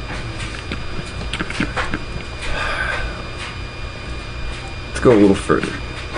These are 10 guys who were born female. I don't want to analyze his reaction. It's alright. I don't want to watch that twice. The phrase, things aren't always what they seem, has never been more true for what we have in store for you in this video. Today you will meet 10 individuals who say that gender doesn't define who you are. 10 hot guys who were born female. Lauren Cameron. Lauren's journey to become male and a successful photographer crossed paths in 1993 as he began this career by capturing his own personal evolution. This soon developed into a photographic series of other transsexuals in his critically acclaimed book, Body Alchemy, Transsexual Portraits. He says his images help him... So, there is the truth. I'm sorry about that picture being on screen. I can't really... Body Alchemy. Alchemy. Sexual portraits. He says his images help empower the transgendered and educate the non-transgendered. Thomas Beatty. Most probably remember Thomas as the world's first pregnant man. Thomas decided to start taking male hormones in his mid-20s, but wanted to keep his female sex organs so that he and his wife, who was not able to conceive, could have a child. But they didn't want to stop at just one. They since have had 3 children together. Balian Buxbaum. Yvonne Buxbaum was Germany's leading Olympic female pole vaulter in the early 2000s. Balian was forced to quit his athletic career because of the medical implications of hormone therapy, and in 2000... So, the pole vaulter started taking medical therapy, hormone therapy, and started growing a pole, so he was then, disqualified, right? In 2008, he underwent gender reassignment surgery to complete his transformation. Ian Harvey. As a stand-up comedian, Ian often uses his experiences as a transsexual in his act, and has even been cast in a Golden Globe-winning Amazon TV series called Transparent. So, for those who doubted his decisions in the past, it is certainly Ian who is getting the last laugh. Rocco Coyotes. Rocco is considered as the first openly transgender singer in hip-hop. In fact, he sees himself as a musical missionary of sorts. Music provides this transgender hip-hop artist a stage to help educate others about being transgender. Ryan Salins. Ryan is an LGBT rights advocate and public speaker who talks about his journey of evolution from Kimberly to Ryan. For 15 years, he has enlightened others about issues that surrounded the medical and social world. After being featured on the Logo Network, he seized the opportunity to travel and share his story at the universities around the U.S., alongside publishing his book, Second Son. Lucas Silveira. This Canadian is not only known as the lead singer of the rock band The Clicks, but Lucas is also the first trans male to be signed by a major record label. But his resume doesn't stop there. He is also an actor, public speaker, TV show host, and painter. He strongly believes that if people want others to accept them, they need to be accepting of others. Aidan Dowling. The successful YouTuber, fitness trainer, and entrepreneur, Aidan Dowling has broken down a few stereotype barriers throughout his career, but one achievement in particular will shatter them. Aidan is in the running to be crowned the ultimate guy and be featured on the cover of Men's Health magazine. You can see Aidan's documented transition and quest for the cover on his YouTube channel. Ty Turner. Born Lexi Turner, Ty Turner is another YouTuber who continues to document his transition from female to male. His open dialogue about being self-assured, dating as a transgender, and dealing with depression has helped others through their own transitional phases. Buck Angel. As an award-winning adult film star, Buck Angel may seem like his... Alright, so you get the gist of that, right? Factsverse presents 15 celebrities you didn't know were transgender. Number 1. Alexis Arquette. Alexis comes from a famous family. Her brother is David Arquette, and her sister is Patricia Arquette. Alexis got her start in the business when she starred as a teen with an indeterminate sex in Down and Out in Beverly Hills. Since then, she has starred in many television shows and movies. Some of her most famous roles were in the movie Blended, Getting Back to Zero, and Lords of Dogtown. She also guest starred in several television shows, one of them being her sister-in-law's series Friends. With all of the television and movie credits she has under her belt, she's the most famous for a documentary that was made about her life. It was shown at the 2007 Tribeca Film Festival and was called Alexis Arquette, She's My Brother. The film received excellent reviews. Number 2. Janet Mock. Janet Mock started out as a sex worker at the age of 16. When she discovered that life on the street was not the life for her, she went to the University of Hawaii at Manoa and got her Bachelor of Arts in Fashion Merchandising. Soon after, she attended New York University to get her Master in Arts in Journalism. During her college career, she found the time to undergo gender reassignment surgery in Thailand. She was only 18 at the time. Eventually, she became the editor of People magazine. In 2011, she shocked the media world when she revealed that she is a trans woman. After leaving People magazine, she wrote a book, which was published in 2014. The name of the book is Redefining Realness. Number 3. Laverne Cox. Many people consider Laverne Cox to be a transgender superstar. Over the last few years, she has become a huge hit. She is starring in the Netflix hit series Orange is the New Black as Sophia Brissett. She has also made a few transgender firsts. She is the first openly transgender person to be nominated for a Primetime Emmy Award. She is also the first transgender person to be featured on the cover of Time magazine. When she's not filming, she has been working as an activist to prevent violence against transgender women. She does not apologize for who she is, and she uses her fame to help other transgender individuals. Number 4. Isis King. Isis King was born a male. When she was in high school, she came out as gay. However, she did not believe that gay was the accurate term to describe her. As she began to discover more about herself, she realized that she was transgender and had gender reassignment therapy in 2009. Isis is the first openly transgender individual to appear on America's Next Top Model. She appeared on the 11th and the 17th cycle of the show. Since appearing on the show, she has been on talk shows, featured in several magazines, and has used her influence to help other transgender women. She's also making a name for herself in the modeling world. Number 5. Chaz Bono. Chaz Bono was born Chastity Bono to parents Sonny and Cher. Chastity originally came out as a lesbian. When she realized that she did not consider herself a lesbian, she underwent gender reassignment surgery in 2008. Since then, Chaz has been an activist and a leader in the LGBT community. He became a spokesman for a human rights campaign. He also served as the director of GLAAD, the Gay and Lesbian Alliance Against Defamation. Number 6, Caitlyn Jenner. Up until 2 years ago, Caitlyn was known as Olympic gold medalist Bruce Jenner. As Bruce, Caitlyn's life was well documented on the E-hit series Keeping Up with the Kardashians. 2 years ago, Caitlyn transitioned openly for the world to see. Her debut was when she was on the cover of Vanity Fair. I think it's fucking weird. She's a huge YouTube star and has her own show called I Am Jennings. Jazz Jennings is one of the youngest openly transgender people in the world. She was born a male and was diagnosed with gender identity disorder at a very young age. With the support of her family. So, diagnosed. That means that is a mental disorder. Listen again. People in the world. She was born a male and was diagnosed with gender. What does diagnosed means? Something is wrong in the mind. Why is everybody avoiding this? That is the most critical part to all of this. Instead, we're saying, hey, no offense. Reality's reality. Instead, we're saying, let's not cure this. Let's let it take its shape.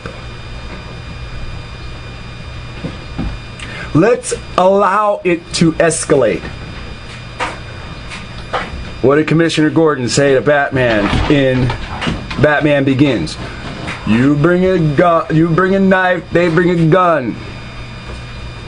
Next person brings a semi-automatic, then you show up in a mask.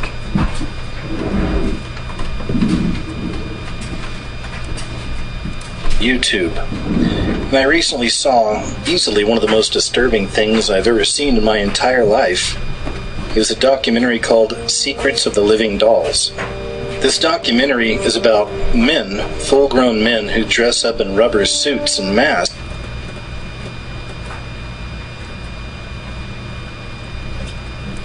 With such grace. Number 7, Jazz Jennings. Jazz Jennings is one of the youngest openly transgender people in the world. She was born a male and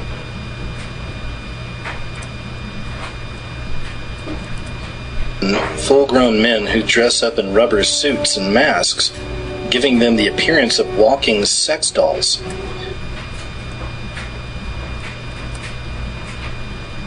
And was diagnosed with gender identity disorder. So, these walking sex dolls, do they have something to be diagnosed? That they go and buy rubber suits to look like pretty women?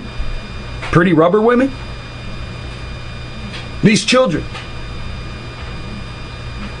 they are born male, grow their hair long, take drugs to change their hormones. More estrogen, oh, more estrogen. More. At a very young age. With the support of her family and friends, she was able to travel. She was born a male and was diagnosed with gender identity disorder at a very young age.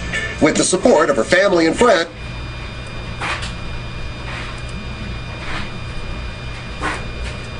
The documentary is about men, full-grown men who dress up in rubber suits and masks, giving them the appearance of walking sex dolls. So we know the outcome, but we do not understand what the diagnosis is, but we know it's some form of psychosis. Why is that not the main point? Why is beauty the point? Why is vanity the point? Let me switch videos so you truly understand. That's a boy. That's a man. That's a man that did not get treated for his disorder. This is a boy that was allowed to let his disorder grow exponentially. People, these are disorders. These are sexual-based disorders before a child can have sexuality.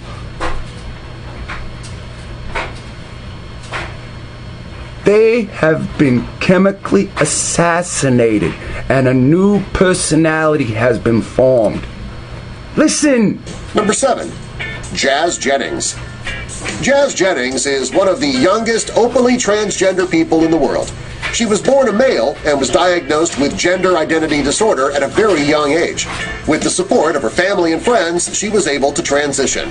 She's a huge YouTube star and has her own show called I Am Jazz.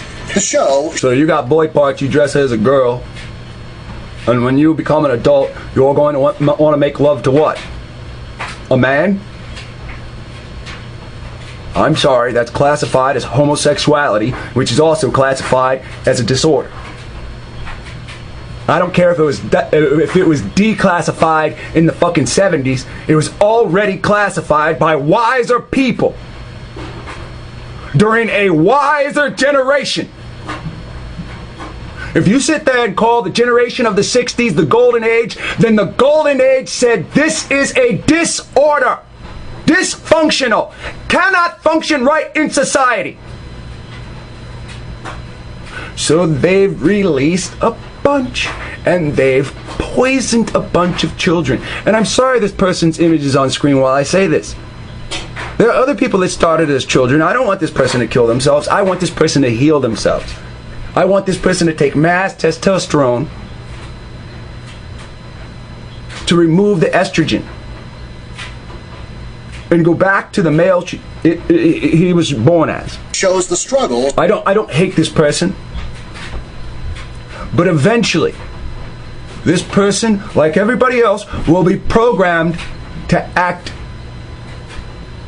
base. Now listen, this has to do with sexuality, which is already base. This has to do with what? Glamour, which is already base. So when the morals are completely stripped away, what's going to happen in society? That she has while she struggles with her gender in high school. She is very active in the LGBT community.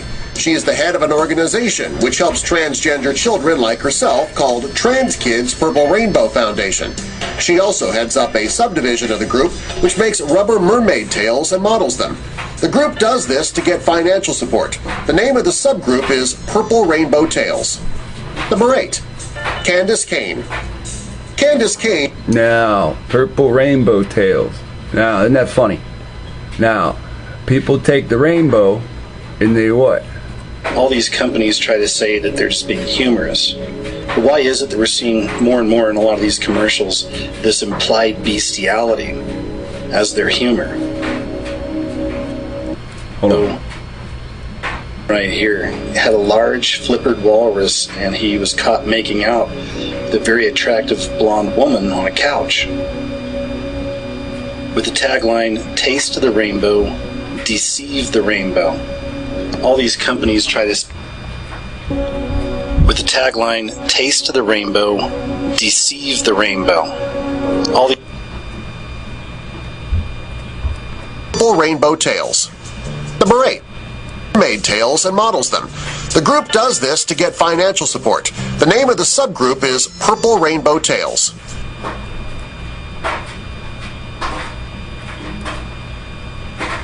Right here, had a large flippered walrus, and he was caught making out with a very attractive blonde woman on a couch. With the tagline, "Taste the rainbow, deceive the rainbow." See what's going on? The rainbow is the sign of the covenant. Deceive. Now they want to deceive the rainbow. The covenant doesn't exist. Number 8. Candace Kane. Candace Kane started out as a drag performer. When she was asked about the transgender movement, she decided to transition in 1996. She was asked. She was asked to.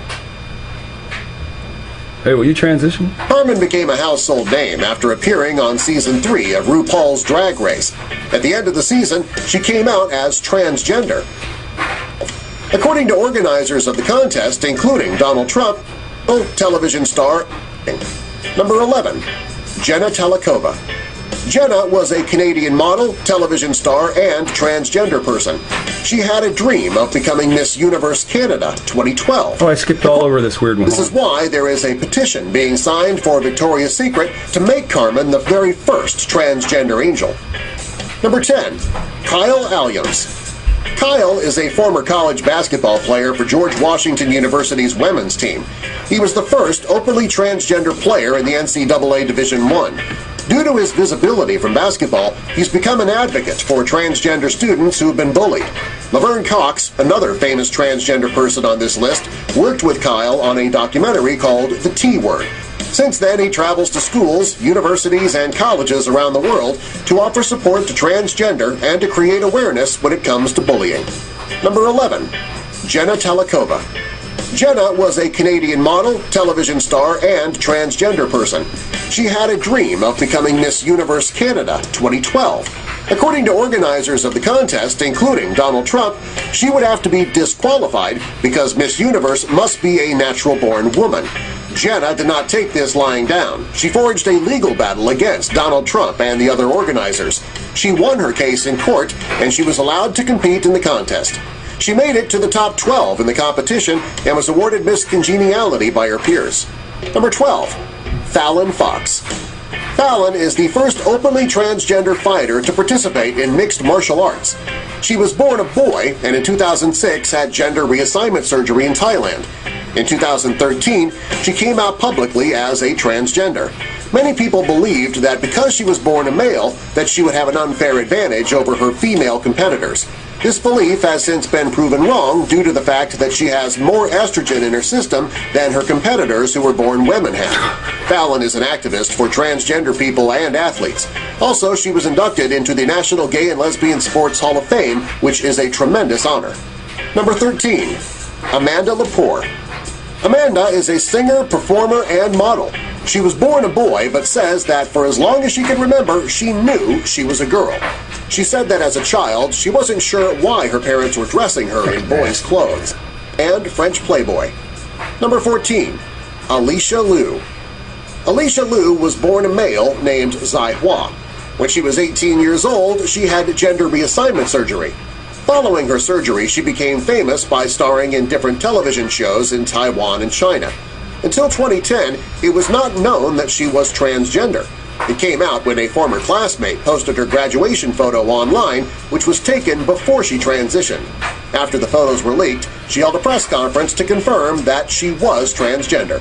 She stated that coming out has only made her career and her life better. Number 15. Lily Elby.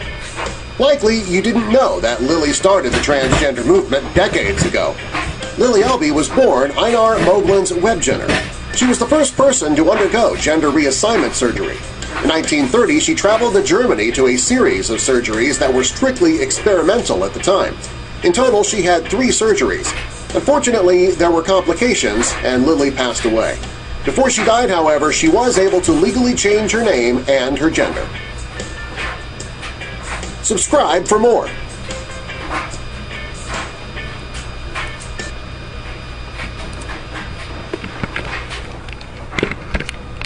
So, got a nice taste of bile throw up in your mouth? Not your taste of things?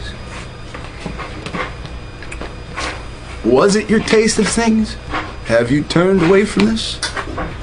Teach the wicked to turn away from their sins. Teach the wicked to turn away from wickedness. We can all be forgiven. We have to return unto the Creator. All those surgeries can be corrected. All the estrogen pumped into your body can be pumped out. Testosterone can be pumped right back in. Counseling can take place. If someone did this to you, arrest can be made. You have to desire to want to change.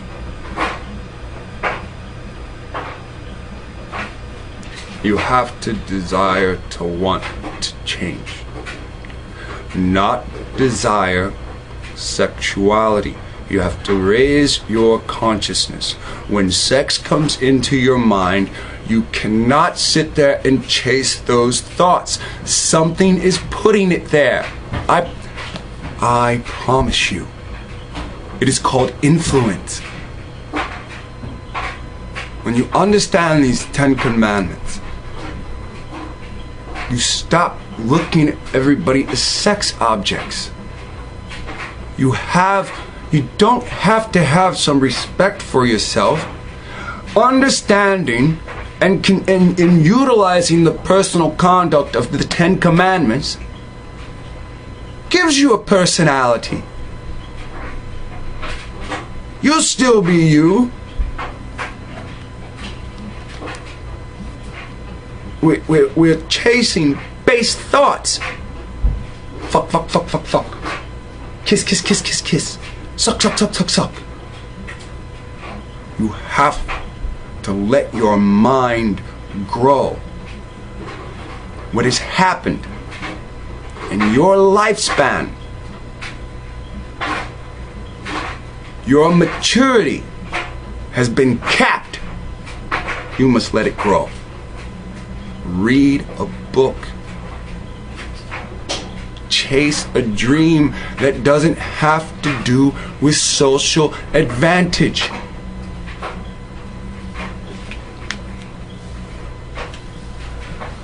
Leviticus chapter 18. And the Lord spake unto Moses, saying, Speak unto the children of Israel, saying to them, I am the Lord your God. After the doings of the land of Egypt, wherein ye dwelt, ye shall not do. And after the doings of the land of Canaan, wherever I bring you, ye shall not do. Neither shall ye walk in their ordinances. Now, I've warned you that Canaanites are heathen because of the base thought process, because of the actions of their forefathers. These are things that can be corrected in the mind today. But you think I'm just being cruel to people that are darker than me. Shame on you for not reading this Bible and knowing when I've said what I've said, where it is early in the Bible, because it already burned in your mind. Congratulations to those that have read the Bible and do understand when things that are written in my heart and mind come out of my big, fat, rotten mouth are scriptures. I'm not going to judge you. I'm not going to hit you in the head with a rock. I've sinned. I've committed abominations. I can't judge you. I can't willfully take your life unless I'm defending myself or someone else. I can't willfully give you a pass on Judgment Day. I'm a freaking man. I have no power. I'm a human.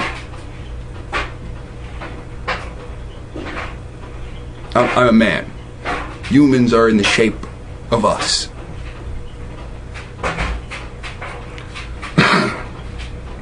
After the doings of the land of Egypt, the things that you did and the things that they did in Egypt, wherein ye dwelt, you lived there, and you did those things because you were slaves to them. And if they ordered you to bend the fuck over, you bent the fuck over.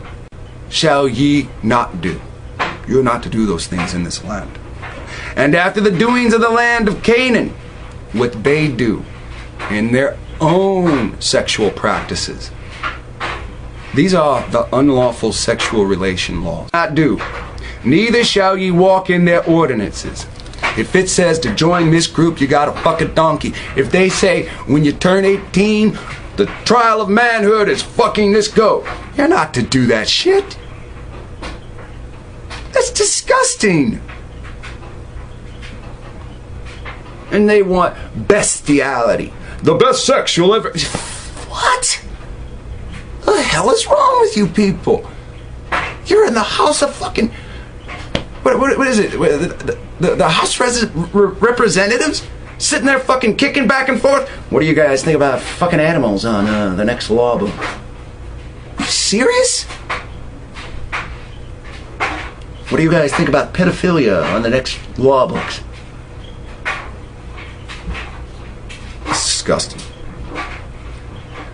Leviticus chapter 18 verse 4. Ye shall do my judgments and keep mine ordinances to walk wherein I am the Lord your God. Now that's a big conflict with me, because I just stated I ain't gonna judge you.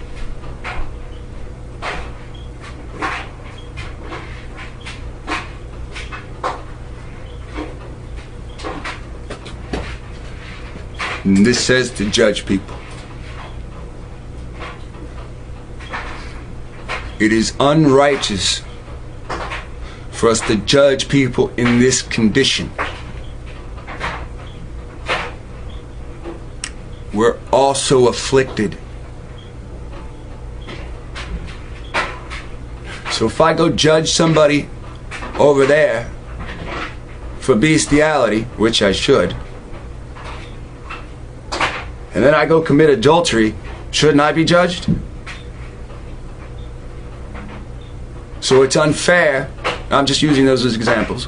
So it's unfair for me to run around trying to judge people in the condition we're living. It's also unfair for me to say, come to Utah and then attempt to rule over you and judge you. That's not fair.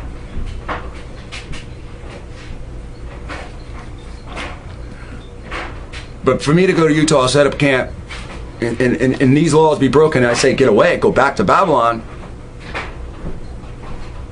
I think that's fair.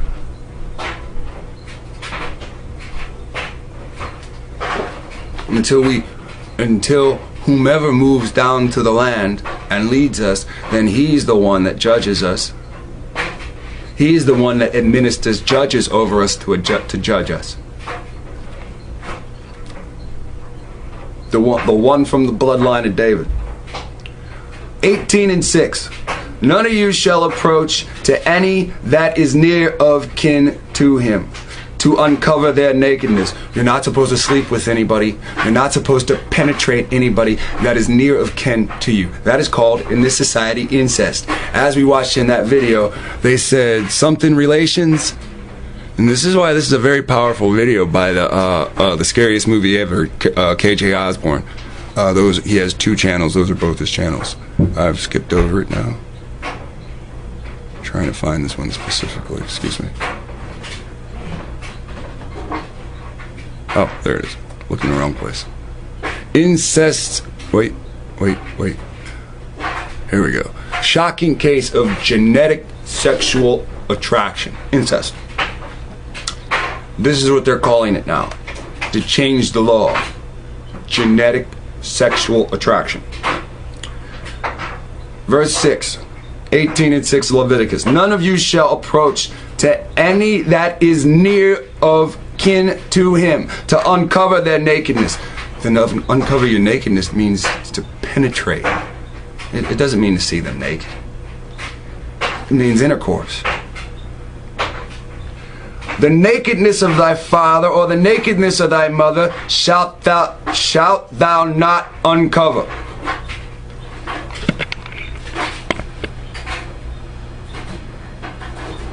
The nakedness of thy father's wife shalt thou not uncover. It is thy nakedness. It is thy father's nakedness. We have in this society, if you sleep with one person unprotected, you've slept with everybody that they slept with. You've heard this bullshit before, right? To a degree it's true, to a degree it's not true. These actions go back on thy father's nakedness. So then, in the 10 Commandments, honor thy father and mother. You've dishonored your father. You've dishonored your mother by sleeping with someone close, a close relative. By sleeping with your father's wife, you've uncovered your father's nakedness. Verse 9, the nakedness of thy sister, the daughter of thy father, or the nakedness of thy mother, whether she be born at home or born abroad. Even their nakedness thou shalt not uncover.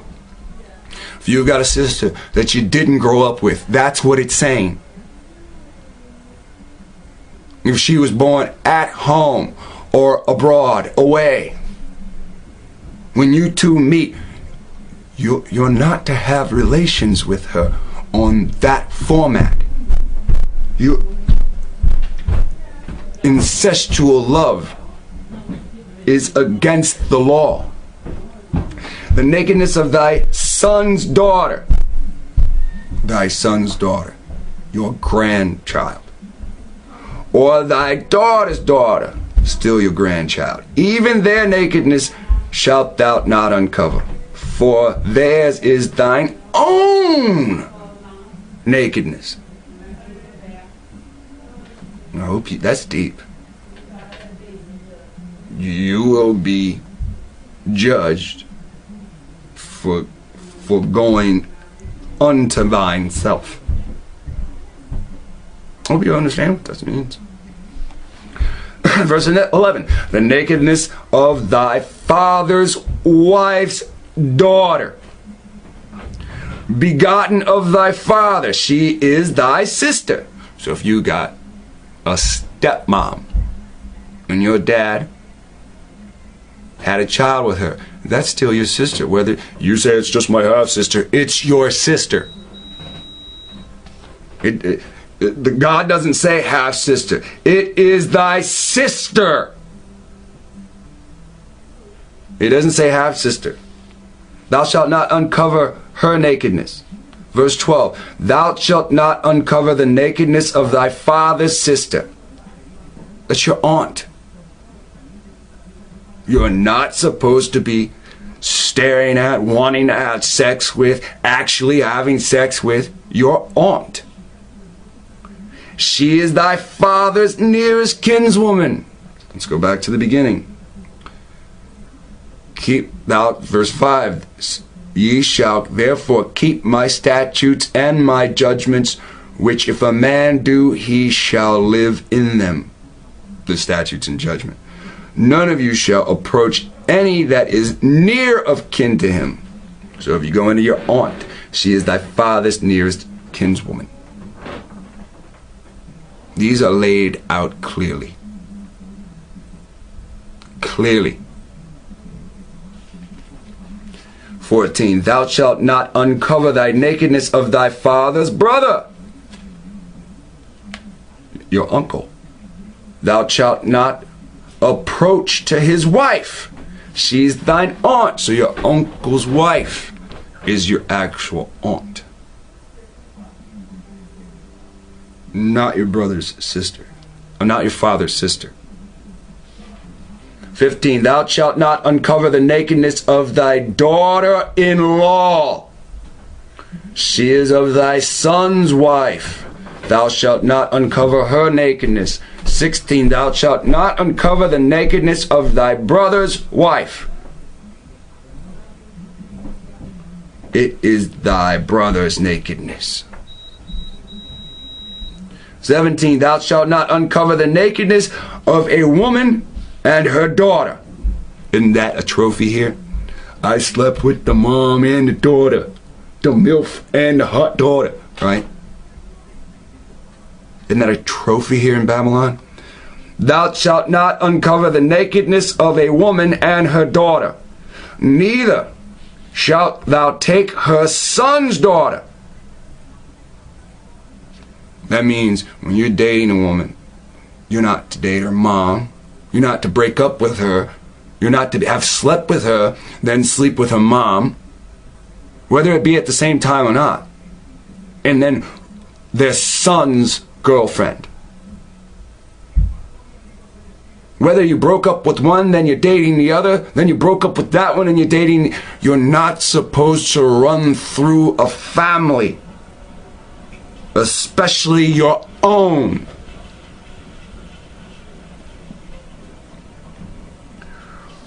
for they are her near kinswoman. It is wickedness. And it's just right there in words. It's not that hard to understand. It's hard to sit your ass still and read. I got a shit ton of coffee in me. I'm all jittery and shit. I'm on the edge of my seat. I'm on the edge of my seat reading the Bible. Classic, right? All this entertainment, and this is what I'm doing. I'm reading the Bible to you. Verse 18. Chapter 18 of Leviticus and verse 18. Chapter 18, verse 18. Neither shalt thou take a wife to her sister, to vex her, to uncover her nakedness. To vex means to curse her. Bitch, tell your sister to get naked for me. You can't do that. It's written right here. To vex. To curse. Neither shalt thou take a wife to her sister, to vex her, to uncover her nakedness beside the other in her lifetime. You're not supposed to fuck sisters. You're not supposed to run through a family. If you have slept with one sister, he says the other sister is not for you. Not in her lifetime. This is not you righteously marrying two sisters. This is you tramping through the family. This is what's being discussed. Rachel and Leah were sisters. He didn't tramp through the family. He honorably worked 7 years for one, honorably worked 7 years for the other.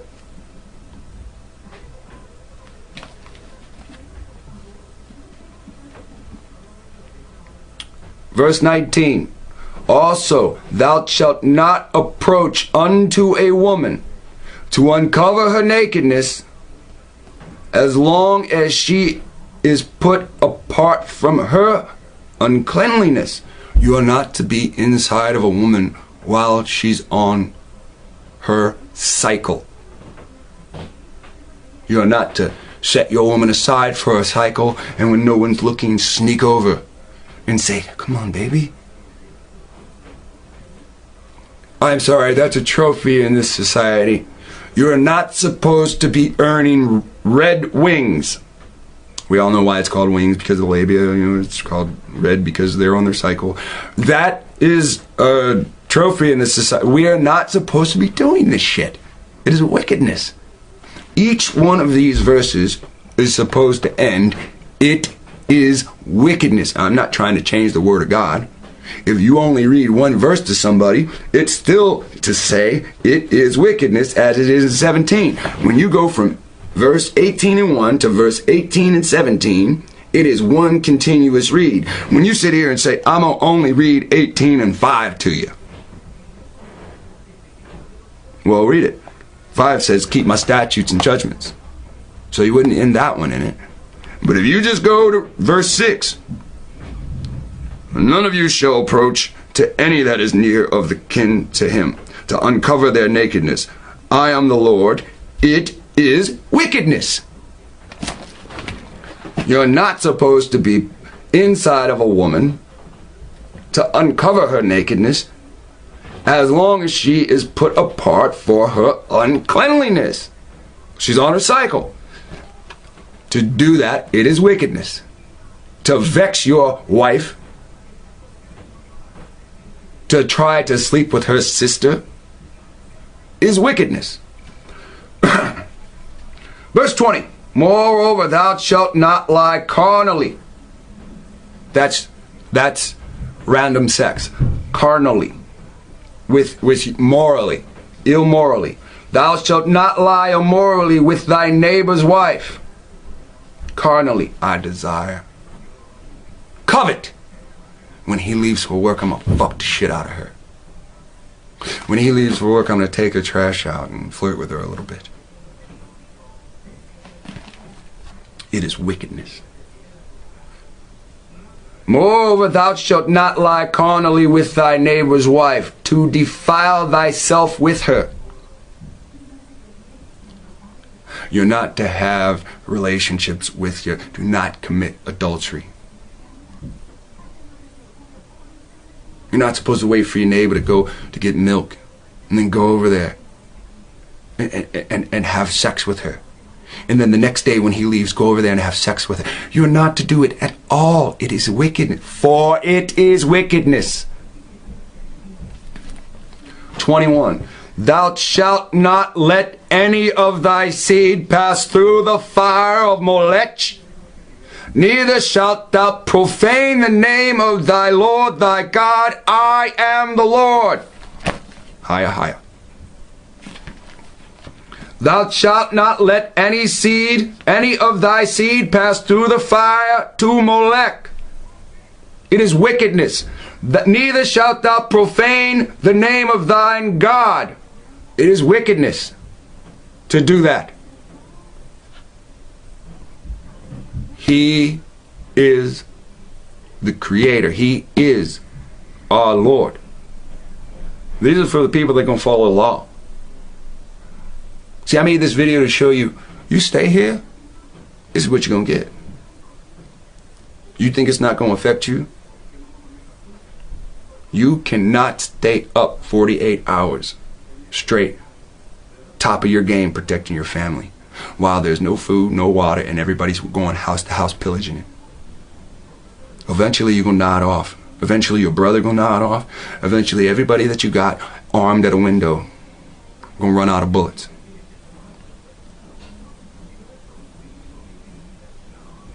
All the little different fights going on.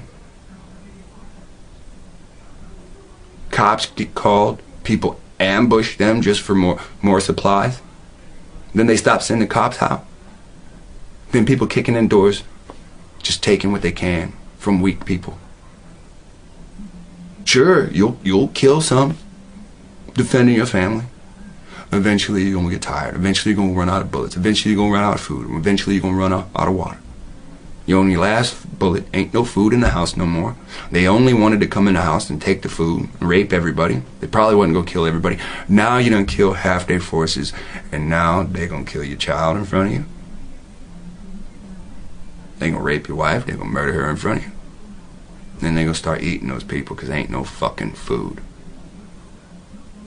You think I'm lying? I want you to watch a movie that's on YouTube. It's called The Road. Viggo Morrison or some shit. That is depicted all throughout the movie The Road. Totalitarian society. This society falls, everything's up in the air. Tyrants start reigning in different sections. And that's what happens in the movie. That's also what prophecy says. So is the movie based off prophecy? The people that are in the hills or going house to house, what they do when there's no food. They nibble off the tips of the thumb. They're not smart enough not to go all the way down. They go all the way down, they can't hold a gun anymore. They nibble off the tips of their thumbs.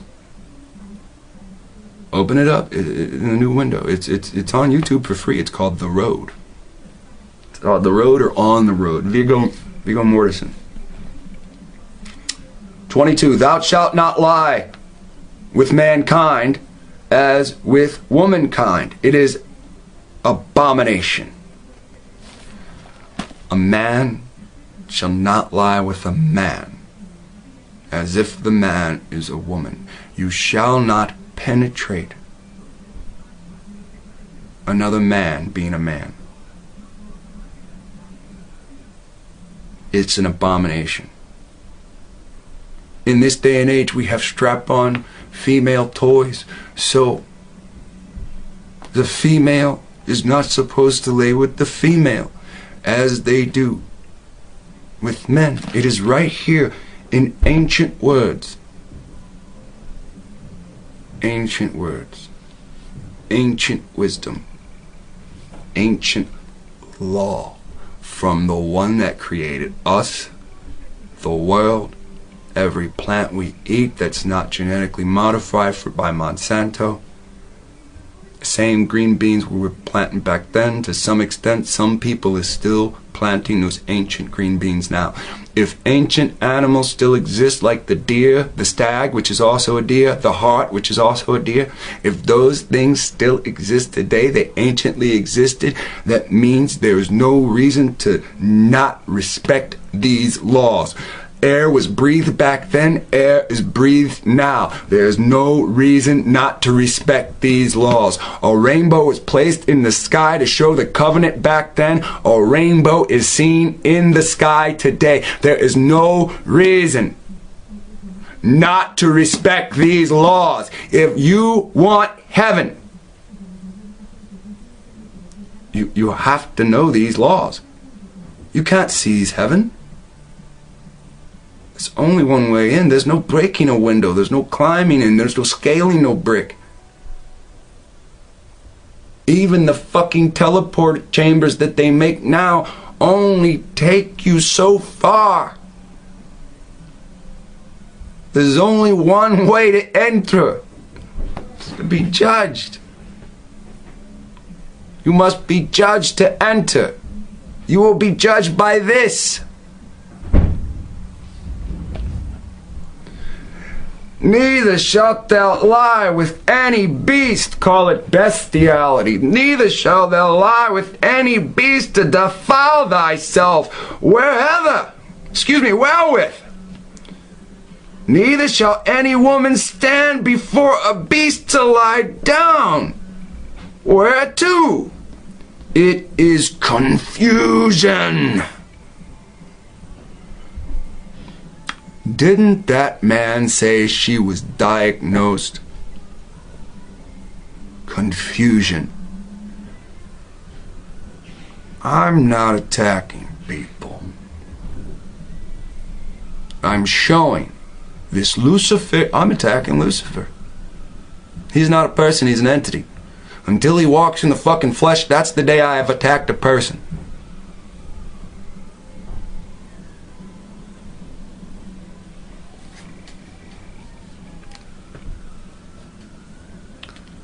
"24. Defile not yourselves in any of these things."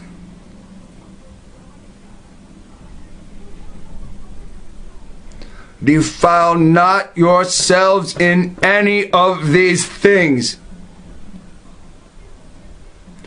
Defile not yourselves in any of these things, for in all these the nations are defiled, which I cast out before you. Did you fucking hear that?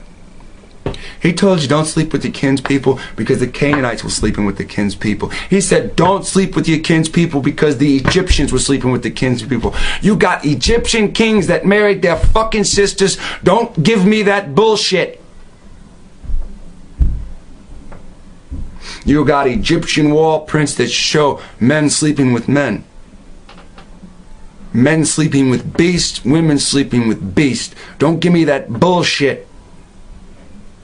You got Canaanite writings, drawings, literature, ancient and modern. Go to any museum, look at any totem pole. It's an animal with his tongue in her crotch.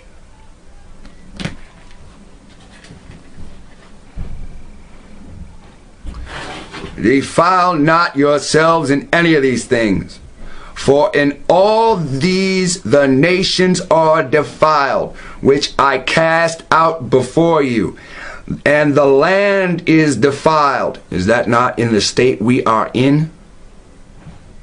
Hence we want to leave before he shoots his big cannon.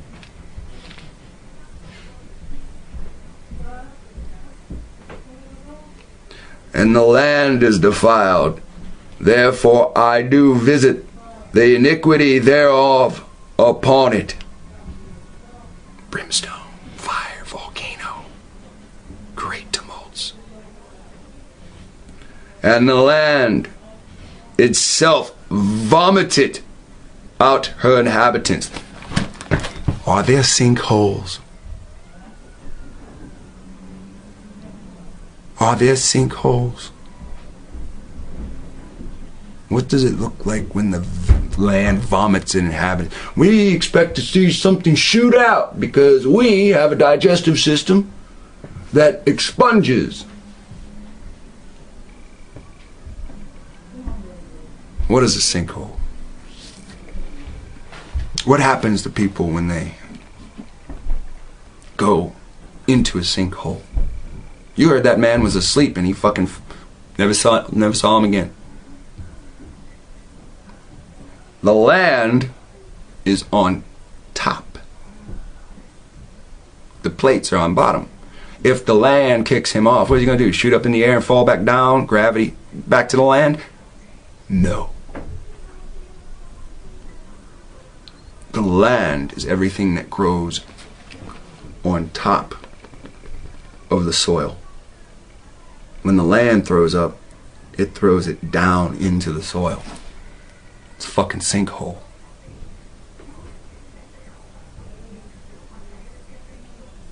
The earth spit Lucifer out of his tomb, threw him out of stone.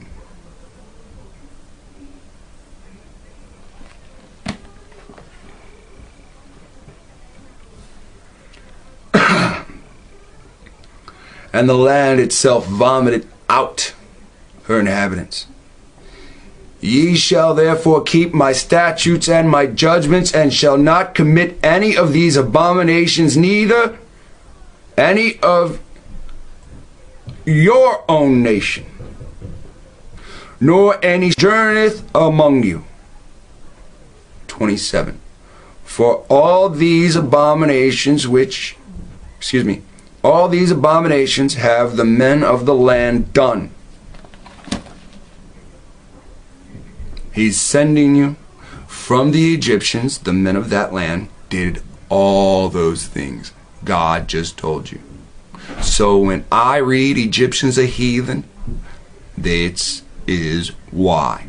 You got history to prove it. So that means you need to go out of the Bible, like I've always told you. Then you go into Egyptian history to study what's said in the Bible. I don't see how that doesn't make motherfucking sense.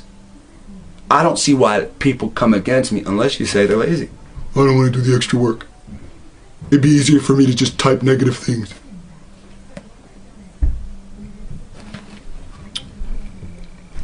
Ye shall keep my judgments and shall not commit any of these abominations, neither any of your own nation.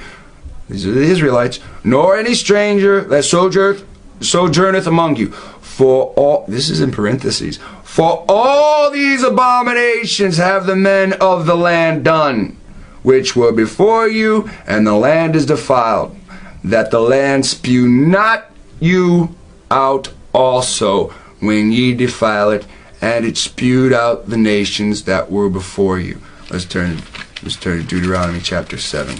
When the Lord shall bring thee unto the land whereas thou go to possess it, he's given it to you as a possession, as your inheritance, and has cast out many nations before thee. Then he goes over the Canaanites, right? For all these abominations have the men of the land done. The place where you've been, Egypt, and the place where you're going. The land of Shem, where the Canaanites have broken the laws. Read the book of Jubilees. Read the book of Jeshir. They broke the land contracts and went on to Shem's land and started defiling it and started defiling themselves. These are heathen traits. So I don't care if you get mad because I say you're a heathen. You burned your hair. You do not respect the image God gave you. You're doing exactly as the transgender does to make yourself look how you want. That's called haughty. That's called whorish. Whorish.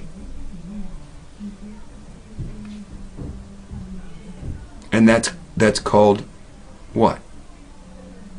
What does he say it's called? Vanity. It was vain to burn your hair. It was vain not to educate yourself. Every library you go to, there's plenty of black people that have no money that's been sitting there most of the day educating themselves. They are not on computers. They are reading books. It is a beautiful sight because they want to better themselves because they are poor, meek, and humble. You're on the fucking internet. You're not poor. You're on the fucking internet. All of you. You're not meek. And none of us have been humbled like those poor people in the libraries. Go to your local libraries. You'll see plenty of black people sitting there, dirt poor, holes in their pants, holes in their socks, shoes ripped up. And you'd think they're just wasting time. But they're reading. Now, verse 28. I've already read this, we'll read it again. 27. For all these abominations have the men of the land done which were before you, and the land is defiled. That the land spew not you out also when ye defile it. See, he knew he was going to do it. He said when you defile it. Now how many Hebrews have done this shit? How many Israelites have done these things? Repent. It's not that simple, but it's kind of simple. You have to repent. This Christ character can't repent for you. Every man will see judgment standing alone. Can't call, hey Harry, come over here and argue for me against the Lord. This guy's got all these rules, I don't even understand. Who is gonna defend you? You're the only person that can defend the actions that you've done in the flesh. So, you better hope that the land spew not you out also when you defile it, as it spewed out the nations that were before you. For whosoever shall commit any of these abominations, even the souls that commit them shall be cut off, even the souls that commit them shall be cut off. Whosoever shall commit any of these abominations, even the souls shall be, what? Cut off. Repent. Get down on your knees. Face a blank wall privately. Plant your forehead against the ground. Put your arms up. Your elbows should be right by your forehead. Your arms should be up in a receiving position. Lord, I can't face you. I'm filthy. I acknowledge I did this to this person. I've done this to that person. It weighs on me greatly. Praying to a cross is idolatry. Praying to a dead man is praying to a man. Nobody prays to Isaiah. Nobody says, the greatness of the word you brought to us, Isaiah, we'd never succeed without you. And nobody says that to Isaiah. Nobody says that to Prince Michael, the actual person assigned over you. Nobody does that. Jesus, come on. It's a military campaign. They stole the fucking land. It's over. Get over that shit. Go back to the Creator. And He will accept you. He will accept you all except for Moab and Ammon for the actions of your forefathers. You blocked us from our land being our cousin. Other nations said it's okay. But you, our own blood. And you've turned on us every step of the way. Psalms 83.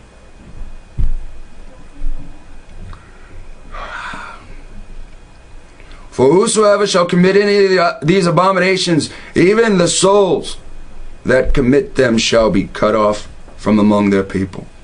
Therefore shall ye keep my ordinances, keep mine ordinance, that ye commit not any one of these abominable customs. These are national customs.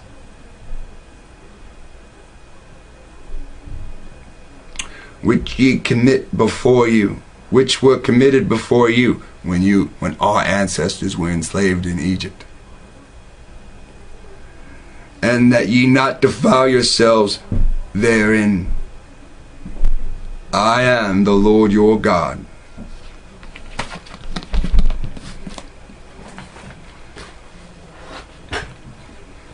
So, you disagree with me, but you can see the power in Utah. Set up a camp in Utah. Shepherd for me. You think you're smarter, wiser, nicer? Set up a camp in Utah and invite me. I'm trying to buy land to grow food. We all have something we want. We all want to eat. You disagree with me? What do you want, a debate? Do you understand when a debate is lost? Because I understand when points are pushed to the side and other points are brought up to outweigh the point established or the point awaiting to be established or defended. So I'm really not into mental word games. I can prove everything I say, whether I have the internet or not. So I think debates are silly. But if someone would like to, I'm up for the challenge. If you need personal consoling, write me a private message, leave your phone number. I will contact you as soon as possible.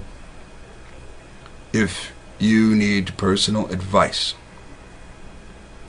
I don't know you. I don't care about you personally. If you tell me a problem, I'm going to tell you the shortest way. If you tell me you love somebody and they're hurting you, I'm going to tell you that's psychosis. You don't love them. I mean, they don't love you, and you know, you need to leave them.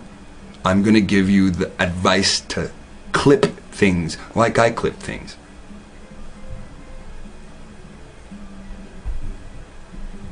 Family is important to keep.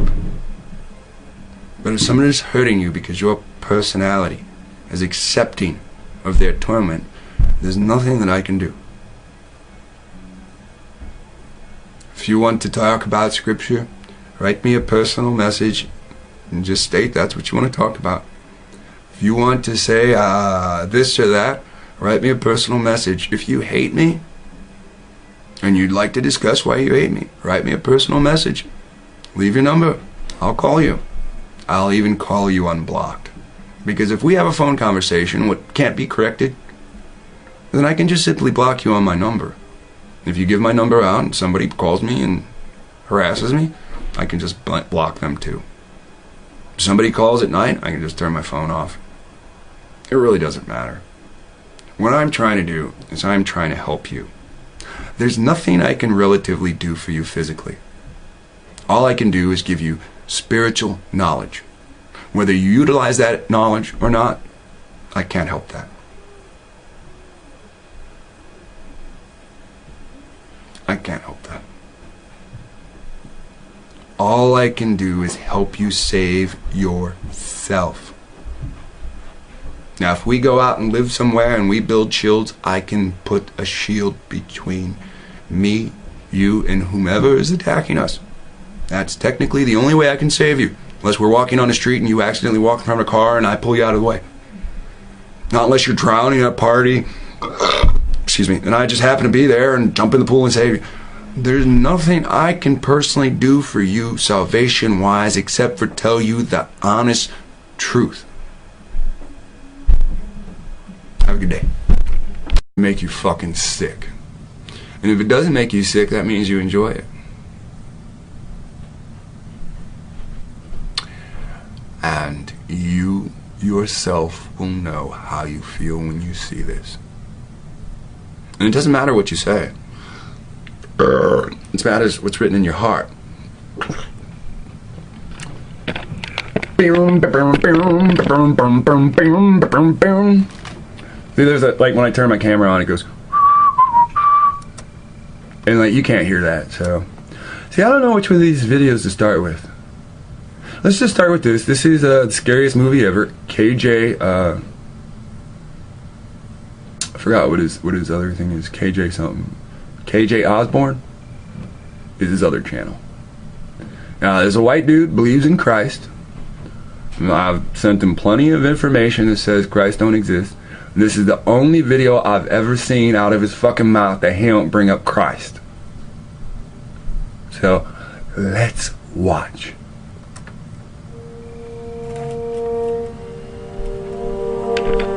Hey guys, it's KJ from the Scariest Movie Ever channel on YouTube. And I recently saw easily one of the most disturbing things I've ever seen in my entire life. It was a documentary called Secrets of the Living Dolls. This documentary is about men, full-grown men, who dress up in rubber suits and masks, giving them the appearance of walking sex dolls. They also go by the term maskers, and apparently they mask for a variety of reasons that were actually mentioned in this documentary. Some of the reasons mentioned were that they're trying to be the women that they simply can't get in real life.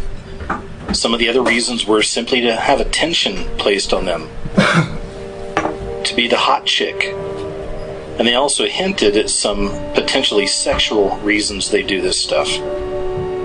Watching this documentary and considering the subject matter reminded me of a bunch of different unusual stories I've seen and noticed over the last year or so. All of these stories lead me to believe that we really are living in the age of anything goes. Let me show you what I'm talking about. Sex toy company unveils Manhattan Guy-Fi booth, including laptop and internet, for men to, quote, relieve stress during the workday. Basically what they're saying is, these are masturbation booths in New York City. There really is a huge battle taking place over sexuality right now. You've probably heard the term pansexual. It seems to be all over the place right now. One of the main people who are pushing forth this agenda is Miley Cyrus. Now obviously it's not just Miley Cyrus, she's just a tool in this game. But she is certainly being used to blur those lines when it comes to sexuality. Anything pure, anything innocent, anything sweet is out the door nowadays. It seems that the more disgusting, the more profane, and the more debaucherous something is, well, that's being promoted. We're living in a time where this is the new normal, where things like this are being promoted as normal, as good, or cool. All of this madness is part of a much bigger agenda, and part of that agenda is to destroy the family and to bring in a new world order where literally anything goes. Another clear example of just how insane things have gotten is that this little red-haired girl right here, would one day grow up to be the president of the NAACP. A little freckle-faced, red-haired white girl convinced enough people that she was black, that she would actually become the president of the NAACP. But that's not all. There's more. Remember Sean King? Look at that picture on the right. Cute little freckle-faced, red-haired white kid. Well, somehow this cute little red-haired, freckle-faced white kid convinced enough people that he was black, that they invited him into Black Lives Matter, that he became a huge voice in Black Lives Matter as one of their main activists. You may remember this story, but the nation cheered, at least as far as the media told us, about the proud mother of her brave transgender 9-year-old son as he prepared to go back to school dressed as a girl wearing a blonde wig. His parents say that it was his choice to dress up like a girl and start going to school. Now listen. And that he had been dressing in girls' clothes for ages. So, he's 7 years old, and they said he's been dressing in girls' clothes for ages. Ages don't consist of 7 fucking years. Ages is a very long time. Ages is a word that deals with generations. Many years have to pass for you to deal with ages. So listen very close. And even painting his nails. Even painting his nails. How does a 4-year-old kid paint his own nails? He doesn't. His motherfucking mom sits there in a psychotic state saying, I wish I had a little girl. I wish I had a little girl. Then she takes her little tramp son and starts painting the little fucker. I'm not talking about this kid in general. I'm talking about how the psychosis takes over a family. You see the same picture on YouTube with a little black boy walking around with feathers around his neck, lipstick, makeup, glasses, sunglasses, feminine sunglasses, and high heel shoes. No difference except for the what? The race? It's the program. That mom fell for the program and changed her little boy into a little girl. His parents say that it was his choice to dress up like a girl and start going to school, and that he had been dressing in girls' clothes for ages and even painting his nails. They even say that when he puts on a blonde wig, he actually transforms in his mind from Joseph, which was his name, into... Now, when he puts on a blonde wig, he transforms into this entity that says they've been wearing dress. Hi everybody. Hello everybody that's here to learn. Hello everybody that's here to start trouble. Because I understand you all don't have the same agenda. It's just that simple. Some of you give a care about yourselves. Let's push that aside. Some of you give a care about other people more than you care about yourselves. These videos are more for the person that cares about other people. It's one thing if we can save ourselves. It's another thing if we can save other people. These videos aren't to point the finger at one group as being racist. It's not to point the finger at the other group as being racist. These videos have been more of a collage showing you what a thorn is. Now, being a thorn does not mean you're an entire race of people. It doesn't mean you're an entire bloodline of people. It doesn't mean all the Canaanites are thorns. It doesn't mean all these people are thorns. It doesn't mean all black people are thorns. It doesn't mean all white people are thorns. This means the actions that you yourself have done throughout your lifetime, by examining them and morally deciding what needs to be changed.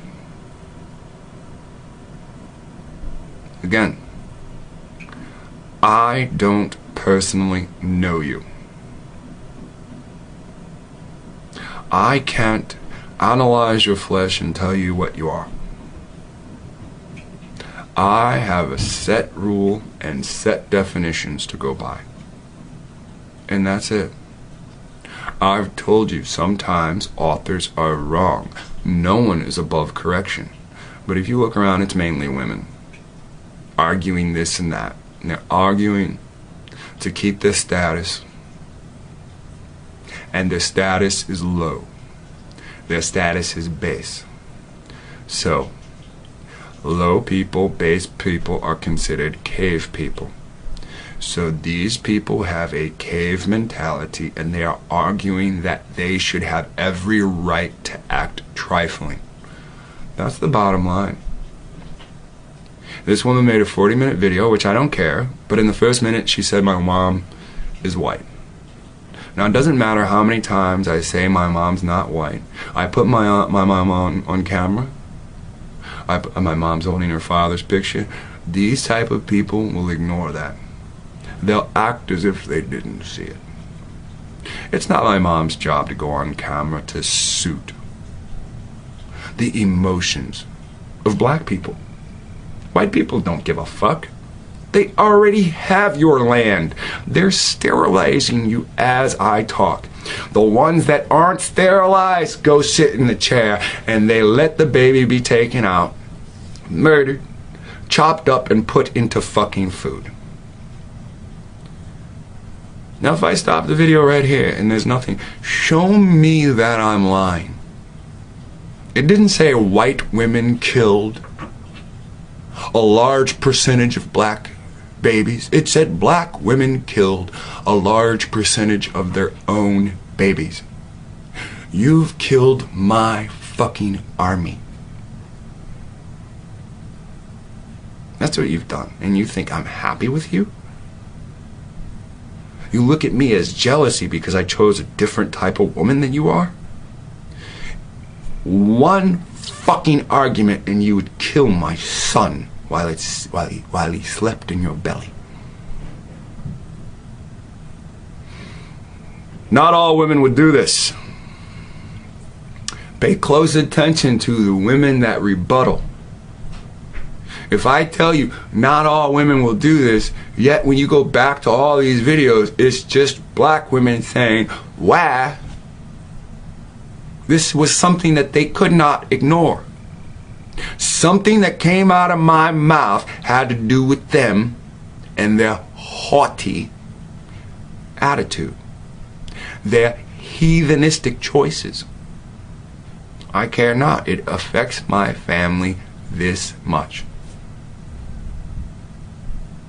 I told you to stop calling yourself black. I told you to accept the title as Negro because of the Indian Negro Wars. Nothing more, nothing less. Not based on any definition, based on monumental history. And you said I'm gonna do what the fuck I want. So stop making comments. Get the fuck out of here. This woman has the ability, just like all of you, to upload videos. She ain't never upload no video about no scripture, because ain't no scripture in her heart. What she took the time to is say, oh, somebody insulted me. And all those trifling people went up and said, oh, it's okay. It's okay. You got him. 6,000 other people say differently. Since that's the game you want to play. I've constantly encouraged you to leave. Today's video, while I'm showing you this, I'm really mocking you. Because I know why you're still here. I know the end outcome. I know how it ends. I've read it. I've dreamt it. I've lived it in my dreams. I wake up sweating. I try to save you and you burn. I am possessed to constantly make videos to save your flesh. I'm possessed to constantly make videos to save your soul.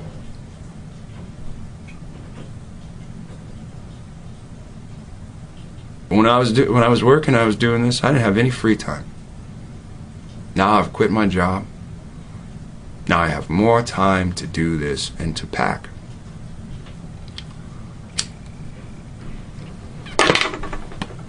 I was exploited at work. Maybe we'll go into that in another video. Right now, I'm gonna do this video that's gonna or dressing like a woman for ages. Let me ask you a question. Is this little boy possessed? Is this little boy experiencing possession? He puts on a wig and then he's someone else. Listen again. Going to school, and that he had been dressing in girls' clothes for ages and even painting his nails. They even say that when he puts on a blonde wig, he actually transforms in his mind from Joseph, which was his name, into Ellie Joe. Call it gender fluidity. Schools are teaching kids that there's no such thing as boys or girls. Now this story right here That's what you send your children to public school for. To fucking count and stare at other people's oddities. You think your little boy comes home as a little boy and every day he sees this little transgender want to be he, she. your little boy, your little girl sits there and thinks, what could I become? This is what your tax dollars pay for. This is why you go to work. This is why the corporation is your master and you work for your master. And I'm going to show you what these corporations have done. Story right here is just a little bit older, not much, but this is just one of many stories about this. By now they're already teaching this in a lot of schools. It says here that one of the nation's largest public school systems is preparing to include gender identity to its classroom curriculum, including lessons on sexual fluidity and spectrum. The idea that there's no such thing as 100% boys or 100% girls. And then we find filth like this. Have sex with your iPad. They actually have an attachment now you can put on your iPad while you're staring at porn and have sex with the equipment.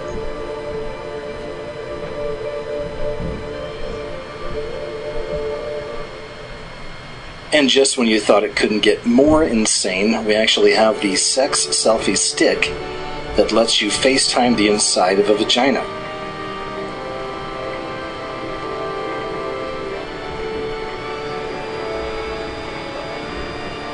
Forget the San Francisco hookup trucks. These are trucks that cruise around by all the clubs and bars, and the trucks come complete with a full assortment of gadgets, quote unquote, to make San Francisco lovers much more comfortable, including temperature controls, birth control, safe sex aids, and a camera for those who want to share their sexual hijinks with their friends.